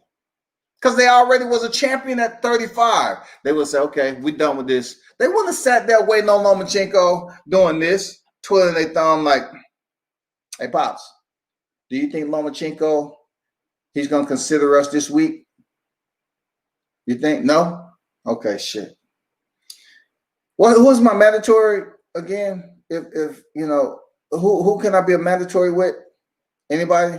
Can I be a mandatory in the IBF again? You know, I mean, they're not going to sit there and ask those stupid questions. They're going to move the fuck on, people. Seriously. But T.O. beat the man who, in my opinion, was the king. He had the unified titles. It don't matter if he fought for Mikey Garcia's vacated WBC belt. It don't matter. It doesn't matter at all. It doesn't matter. Mikey Garcia was somewhat in the same position, but he didn't damn become undisputed. But yet he's a 4-division champion. I mean, but then when it comes down to thinking about what the Haneys are going to do, it's puzzling. It's puzzling for real. The king is having that many problems. Then he ultimately loses, and everyone says, okay, well, he's a natural 130-pounder or 26-pounder or what have you. Did you hear what he said? He loses, and people saying he'll naturally 130-pounder. But those same people that Bill Haney's insinuating never really said that Vasyl Lomachenko shouldn't be fighting at 135 pounds because he was beating people, right? He was fighting these same people that people suggesting that Devin Haney should fight other than freaking Jokic Gamboa. The same collective people. So check this out, Bill. So if you're saying that the people was talking about Vasyl Lomachenko wasn't a true 130-pounder, why did you fight Gamboa? Why did you fight? Why? You know how people be giving those? They be giving those damn up. Why, if you're dogging Vasyl Lomachenko out as not being a true 130-pounder, Bill, why did you all choose to face Gamboa? How many fights have Gamboa? You know what? Shit. Let me get on here. Hold on for a second. Let me pull this up. Just hold on for a second, people. Just bear with me. Because this just doesn't make any sense why people just want to sit up here and do this shit, man. Why you want to do that, man?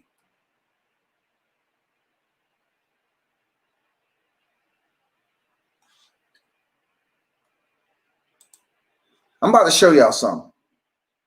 He's saying that Lomachenko wasn't a true 135-pounder. He, he was a 130-pounder for real.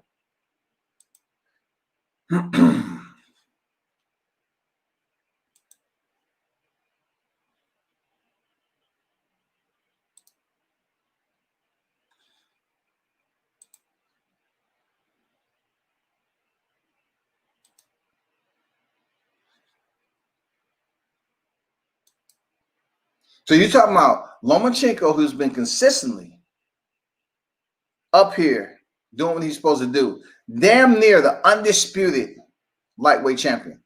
But he said he wasn't a true. He had one more fucking belt, y'all. One belt.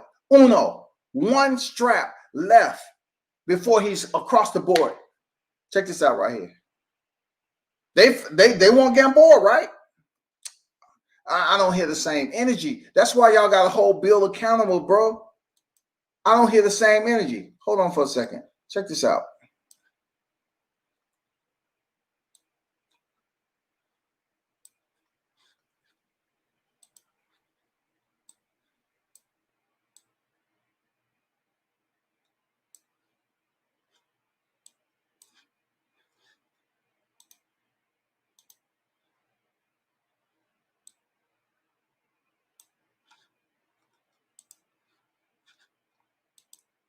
We about to, you know, put some hypocrisy in the trash can and get rid of it once again.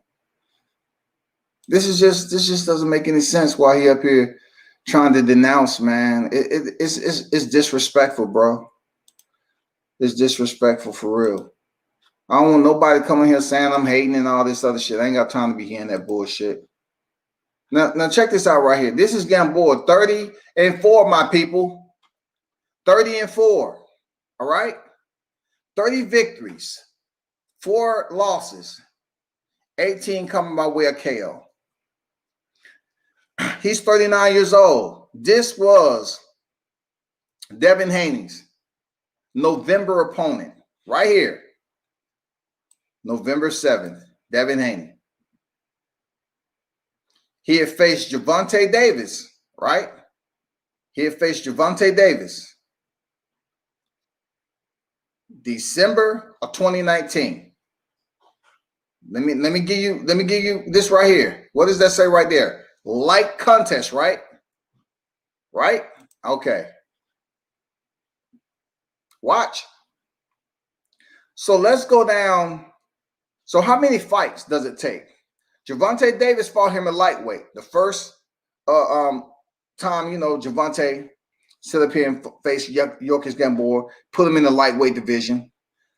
Let's see consistently, because Lomachenko was fighting consistently in the lightweight division. He wasn't fluctuating back and down, you know, just doing what the fuck he wanted to do. Like Gervonta, he damn near had the belts all in the lightweight.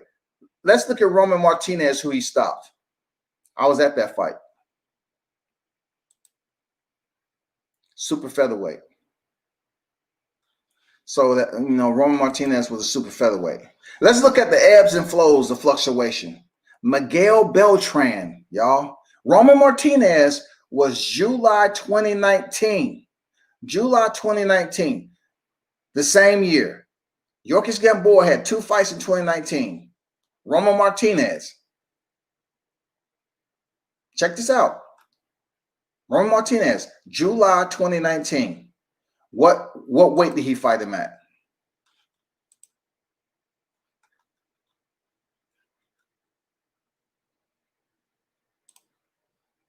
Super feather, right?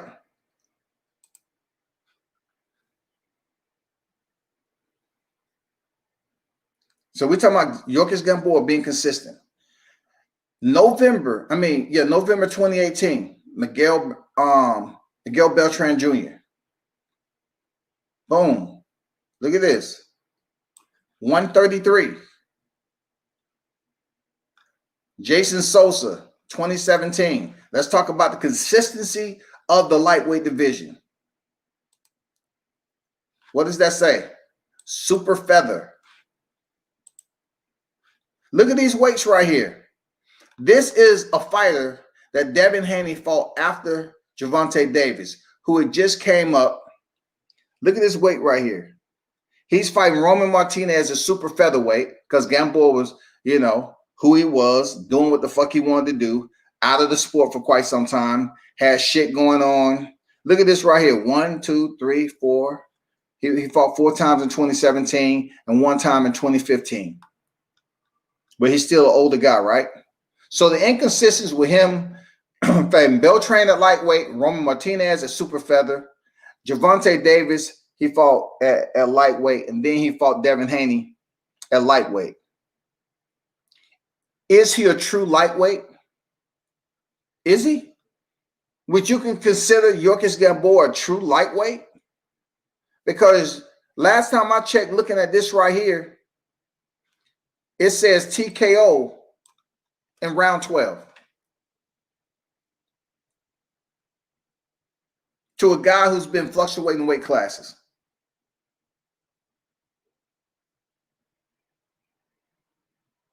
Is he a true lightweight? Because I'm not hearing the same narrative, Bill. Is he a true lightweight? Yorkis Gamboa, forget his chin. Is Yorkis Gamboa considered a true lightweight? And him keeps, dropping, going up, elevating, dropping the divisions of weight. Is he a true lightweight? Does he have the amount of fights that's acceptable to you to be considered a true lightweight? Consistency. Because they're criticizing Gervonta Davis from fighting at 135 and dropping to 130. They're criticizing Vasyl Lomachenko just for his size alone, but yet he was one belt away from being undisputed. What does this say right here? TKO, right? What does this say right here? UD, right? So you're taking a guy off of injury. Let's go through this. Gamboa down. Once again, people, let's go down. Let's go through this, because Bill Haney up here, saying that Lomachenko, he wasn't that good. But check this out. This is the opponent that they picked for Devin Haney. The fight in 2020. He's down in round number 2, round number 8, and round number 12.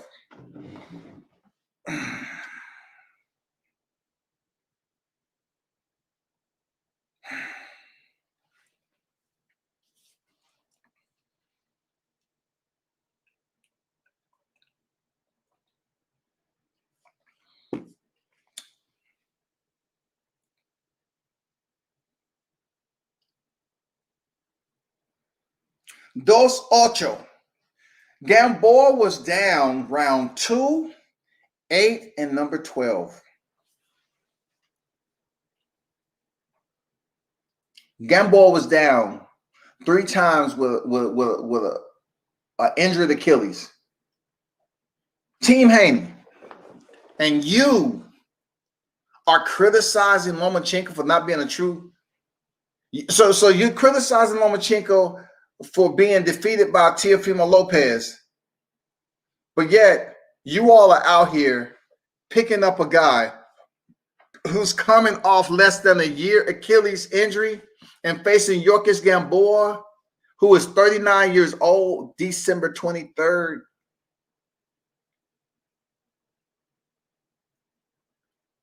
Man, how can y'all be buying this shit, dog? Yorkis Gamboa was coming off a TKO in round 12 from Gervonta Davis, who they say isn't even a true 135-pounder. He's a true 130-pounder. So which one is it? Is both Gamboa and Gervonta really 130-pounders, or they true 135ers? Because look, Gervonta did good enough, obviously, in a 135-pound division, because you scooped up his common opponent and you faced him.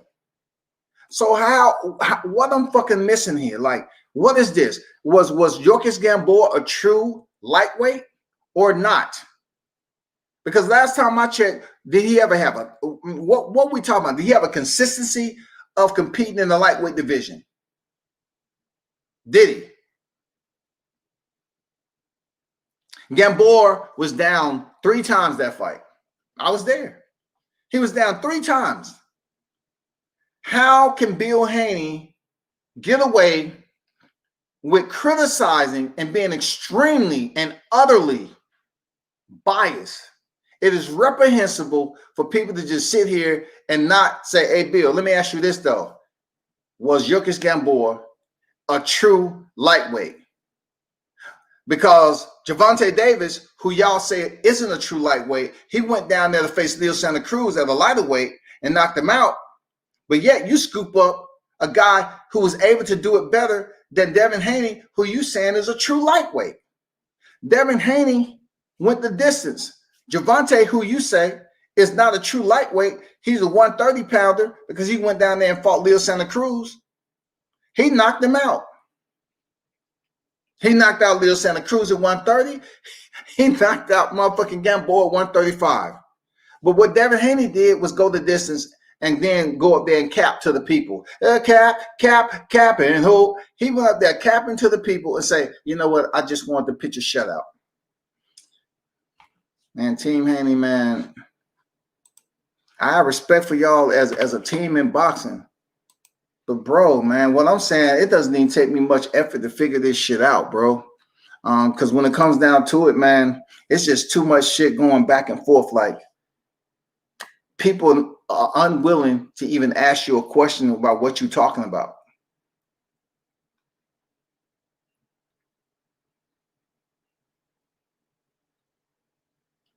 That was Box Rec. That was Box Rec. What's going on, Black Star? What's good? Mikey Garcia's legacy was Loma. He blew that opportunity. That fight should have happened. I agree. Nobody talk about that shit, right? Because Mikey slid out.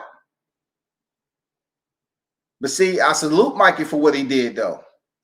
I'm glad you brought this out, Mark. This is how we're gonna this is how we're gonna divide it. I appreciate you bringing it up. I'm gonna tell you the difference between what Mikey did and what Haney isn't doing. All right, I'm glad you brought that up. Okay, so Mikey Garcia, you say he should have fought Lomachenko, right? It was an open door. It wasn't no franchise belt, right? Right. So it wasn't no franchise belt for Mikey. So if he would indeed fought Lomachenko, we have to ask ourselves, did Lomachenko want to fight Mikey? You know what I'm saying? Or did Mikey want to face Lomachenko? It doesn't matter because the shit didn't happen. But Mikey Garcia was the unified champion. Now, this is going to fuck people up. Mikey Garcia moved up to get a belt while he was still champion. He moved up to get a belt from Sergey Lipinets, defeated him, came back down, and fought Robert Easter for the 135-pound title. At that time, what Mark is talking, where's the opportunity to face Lomachenko? It was there, right? Okay, it was there. It could have happened. You know, why it didn't happen, we don't fucking know. But it could have happened. It wasn't no franchise belt. It could have fucking happened, right? Now, Mikey Garcia said, you know what? I'm going to go all the way up. I'm going to chill. Mikey Garcia's chill. And then he said, okay, I'm going to go up. Matter of fact, I'm going to do you one better.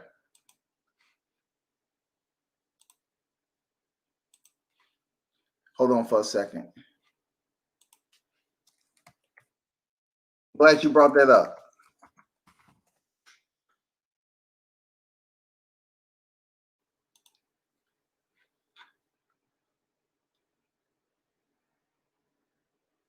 So let me share this again. Good point to bring up there, Mark Pinkerton. Let me share this screen right quick. Let's take a look at old Mikey. 4 division champion Mikey. Look at this, y'all. Look at what I'm separating Mikey Garcia from Team Haney. Check this out. At this time, look at his fight with Adrian Broner. Look at the weight.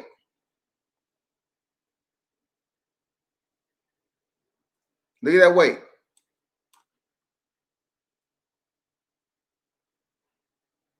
We're talking about, are these fights that he's looking for somebody? Like they can claim that Lomachenko is still, you know, down 130, doing whatever the fuck he wanted to do.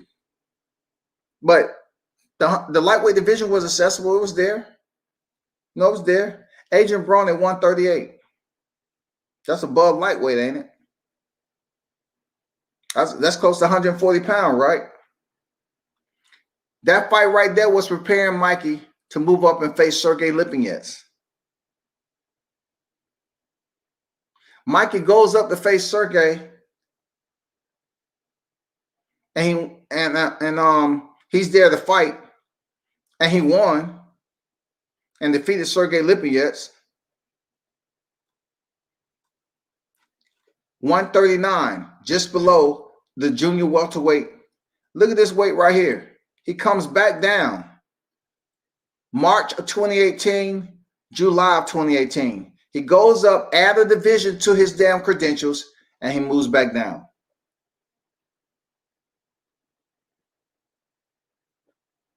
What does that say right there, people? Look at the Robert Easter. What does that say? WBC. What does it say? WBC, and the IBF. So what does that say about the rest of the division who had, where the belts was at? WBC and the IBF. He comes back down to face Robert Easter. Robert Easter's down in the third, like I said earlier. He beats Robert Easter, and what he does. Did he call out Lomachenko? Did Lomachenko call out Mikey Garcia? Blah, blah, blah. This, that, and the other. No. He went all the way up and challenged Errol Spence. What's the big deal? Are y'all going to say Mikey Garcia is not a true 140? You're going to say Mikey Garcia is not a true 47? So you look at this right here. Lomachenko, watch how I'm going to page this. Look what Mikey Garcia did. He did what the fuck he wanted to do. It wasn't no fight. He didn't fight Lomachenko. Like Mark said, he could establish his legacy by fighting Lomachenko. But these names right here, they ain't no Lomachenko shit. Fought Adrian Broner, ticket, went up there, added another division to his damn credentials, moved back down, collected another strap, and then with that, he said, I'm going up for to vacate. I'm just gonna leave this division alone, and I'm gonna go up here and fight Spence, and hopefully I can get this IBF welterweight champion and become a 5-division champion. I think Mikey's gonna become a 5-division champion before it's all over with. Now, you know who else I think that might take this same route that Lomachenko took? Because Lomachenko, he didn't try to sit up here and act like he wanted that Mikey Garcia work. I think Devin Haney's going to wait around just like Lomachenko did when Mikey Garcia left the division.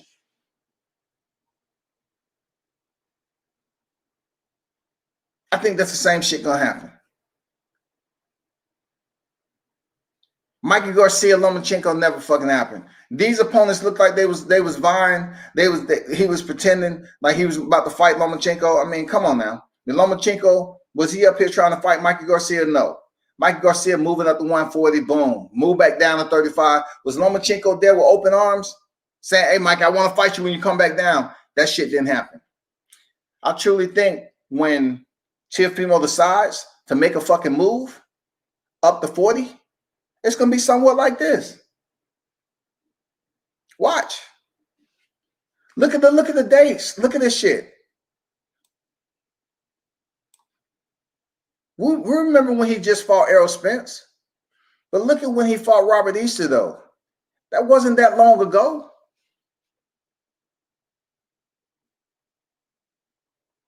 He fights Sergey Lipinets and dropped back down 135 pounds. And where in the hell was anybody else that wanted to face the unified champion? So therefore, I think when Teofimo gets to the point where he wanted to lead that division, I think Devin Haney is going to be Lomachenko in this equation. Devin Haney is going to wait around like Lomachenko did. Teofimo Lopez didn't do this. He didn't take this route. Teofimo Lopez is excluded from this scenario-based explanation. You know why he's excluded? Because he went a different route and fought a champion, and then he fought the man. He wasn't waiting around chilling, trying to wait to open doors. He's like, I already know what I want. He called Lomachenko a bitch in the media twice. Him and his dad already had the plan. They went about it and made it happen.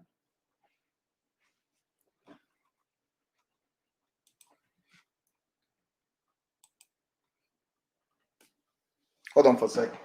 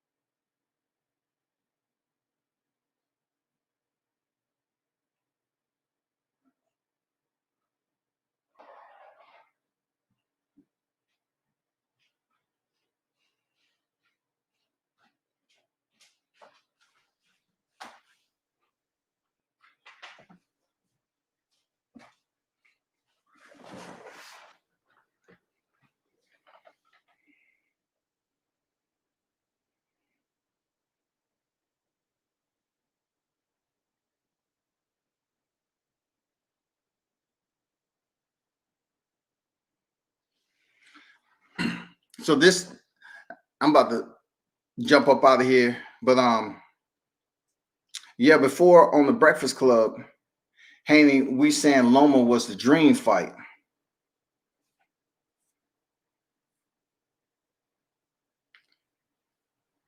It was the dream fight, the best, but now he's too small. I know, man. Hold him to the truth. Hold him to the truth, man. It's not hating. This isn't hating. This is just journalistic, freaking opinionated views. That's all. You know what I'm saying? Like the hear Bill come on here and criticize Lomachenko being too small, man. That's just hypocritical, man. You can't be feeding the people this shit, bro.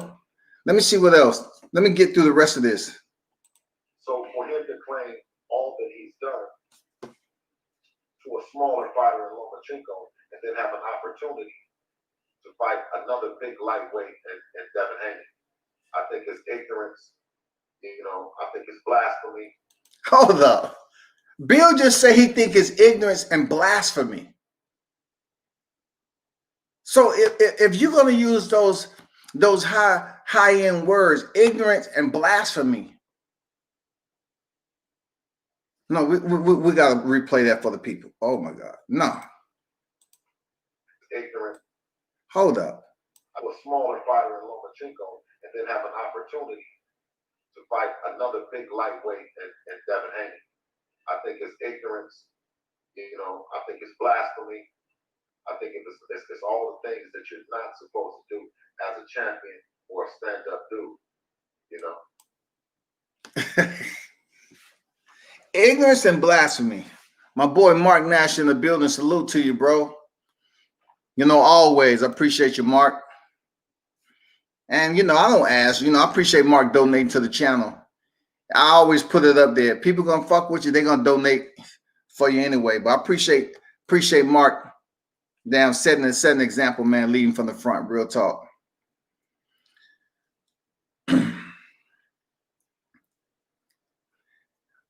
Bill says it's ignorance and blasphemy, people. It's all the things that you're not supposed to. Hold up. A lightweight and Devin Haney. So he said Devin Haney is a big lightweight. And then have an opportunity to fight another big lightweight in Devin Haney. I think it's ignorance. You know, I think it's blasphemy. I think it's all the things that you're not supposed to do as a champion or a stand-up dude. You know, he's not showing the character that pre-champion, before he became a champion, that he was going to be. He had set the tone, and he said, "We're the new age, the new millennials of the fight game, and we're going to make it happen." And then he said that, okay, he's the franchise champion, undisputed. And by him being undisputed, he was supposed to make the biggest fights happen with the franchise belt. See what the franchise belt represents. I know what the language is in the rule book. See, y'all gotta listen to Bill. Sometimes Bill just be out here wrangling damn vernaculars and characters and phonetic goddamn jubilation, man. Sometimes Bill just be out here just letting damn words just flow. He's saying the franchise supposed to do what again? Isn't the franchise supposed to release you from some duty? It's supposed to provide you some source of favoritism, entitlement. Really, that's what the franchise belt is. It allows you to be in the position where you can call the shots, where you are limited to your demands. People who are outside in boxing game who wants to fight you, they're limited. They're limited. The control point is changed. Instead of it being a direct point where someone can demand or someone can become your mandatory, it was absolutely something that could have been strict and handed down. But what the franchise belt done, Bill said he basically know the language. The franchise allowed that control point to be halted and restricted. It places the power, it takes the power away from those trying to be mandatory, you know what I'm saying, and provide it to the possession, the owner, the one who had the possession of the franchise belt. It allows you to make that decision. It provides you the authority. It provides you everything you want in a leadership position. That's what the franchise belt does. It does that. It absolutely denies those individuals that's trying to basically say, well, per the paperwork, this is what it says right here. You need to abide by the paperwork. No, the franchise belt disrupts all of that shit. He says he knows the language. What is the language? The same language that Canelo Alvarez has. Do what the fuck you want, belt. That's what the language is. I don't know how clear. That's do what the fuck you want, belt. But now I have to call on the franchise champion and the WBC in the sense of how diligent are they about making the biggest fight happen? The biggest fights happen that they said they made the franchise designation for. It was meant for the champion to make the biggest fights happen. Making the biggest fights happen with this franchise belt. That's the question that we then ask the CW. So let me ask you, the people, if they're making the franchise belt to make the biggest fight happen, why make the franchise belt? Because if you have a mandatory and a number one contender as what is called the world champion, let's just take away the franchise. If the belt that Devin Haney has, which is supposed to be the glory belt, the belt of all the history, when he has to face a mandatory, am I like, you know, taking my index finger and picking in my nose and shit, and then just like, you know, wondering what it is and wiping it on my shirt when it comes to the franchise belt? Like, let's just take that shit away. If the WBC wanted somebody to face one another, the best fight the best, wouldn't they just would have kept it that way and allowed it to be equal demands? The champion has a demand to meet. That is face your mandatory. The mandatory places themselves in a position to fight the champ. So why create a franchise belt and say, I thought we were supposed to have the franchise belt for the best to fight the best? Like who? Because you're allowing the franchise champion to do what the hell he want to do. Like, people complain about Canelo Alvarez picking and choosing who he wants to fight. Did Canelo Alvarez pick Jamal Charlo? Did he pick Gennady Golovkin? Did he pick Demetrius Andrade?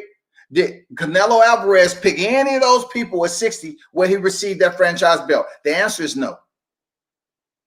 So how can Bill get on here and say, well, I thought the WBC, the belt was there, so the best can fight the best? Canelo was your template. Canelo has been maneuvering and moving around and doing what the fuck he want to do. So you think not seeing Lomachenko, because I really didn't put Lomachenko, because Lomachenko, he really didn't do shit with the belt. He really didn't have time. You know what I'm saying? He was elevated and he really didn't have time. So that's why I didn't do shit. Even Teo, that's why I mentioned. But Canelo, he didn't do a damn thing with the belt. DC. Because it's not Devin Haney.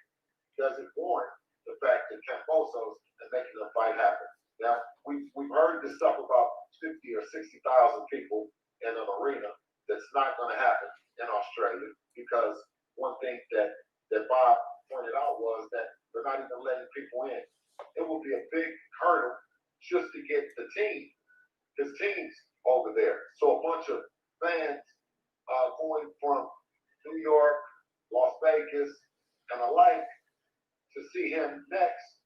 What kind of honor is King Mitch, is that you rapping on the link that you sent me?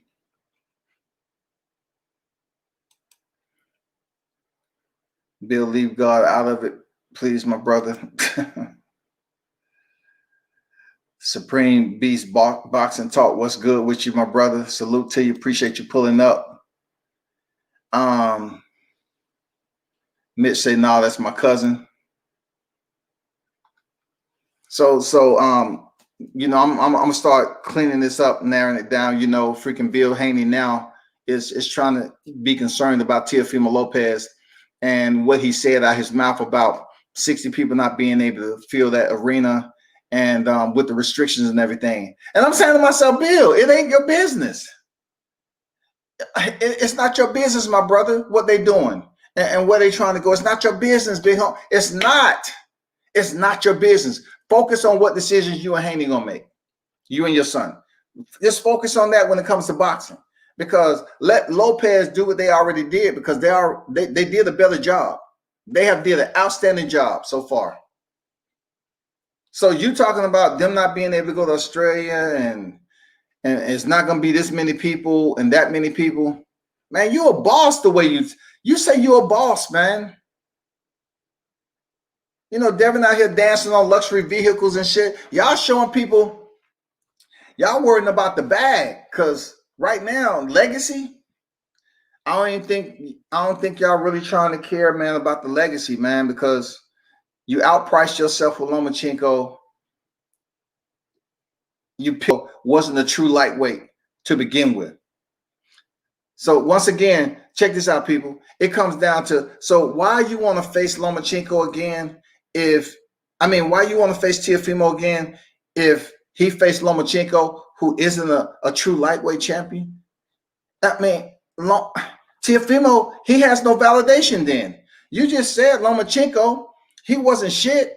You know what I'm saying? He wasn't a true lightweight champion. So why the fuck you want to face Teofimo Lopez for if he didn't face nobody you respect? When you want Teofimo Lopez to face a boxer that you respect, you don't respect Lomachenko. So leave Teofimo Lopez the fuck alone, because he faced a 130 pounder. It's no good for you to even face Lomachenko. You know, you mentioned he got sat down by Linares. He ain't shit. He wasn't even a true lightweight to begin with. And you speak how big Devin Haney is, right? So therefore, I'm saying like this, like if Devin Haney is the big dude at the lightweight division, why didn't size have a lot to do with you all redirecting traffic and going over there and getting to the pot of gold before Team Lopez? If size really got shit to do with it. Because Teofimo Lopez, you know, when y'all standing side by side, I hope you don't think a hair is bigger or taller or gonna have that much advantage when it comes down to you and Teofimo Lopez. Like, come on, bro. Like when y'all was standing next to each other, I seen y'all in person. What is the size difference? It don't make any sense, and they ain't trying to make no sense, man. But man, y'all will figure it out. But man, you know, hit the replay, man. I had to break down, you know, UN-DUCK-SPUTED, and actually, like I said earlier, he actually gave Teofimo some praise, because unduck means you're not ducking at all, man. You know what I'm saying? If you would have put DUCK-SPUTED up there, it would have combined that meaning subliminally with a message that you are. They would have took undisputed or disputed, whatever, put that shit together as competent adults in life, and they would say, well, he's DUCK-SPUTED. It's no ifs, ands, or buts. He is DUCK-SPUTED. But he put UN-DUCK-SPUTED. Un extracts everything you're trying to go to, man. That's basically taking it and saying, no, it isn't. It's the opposite of the verb you're attaching it to.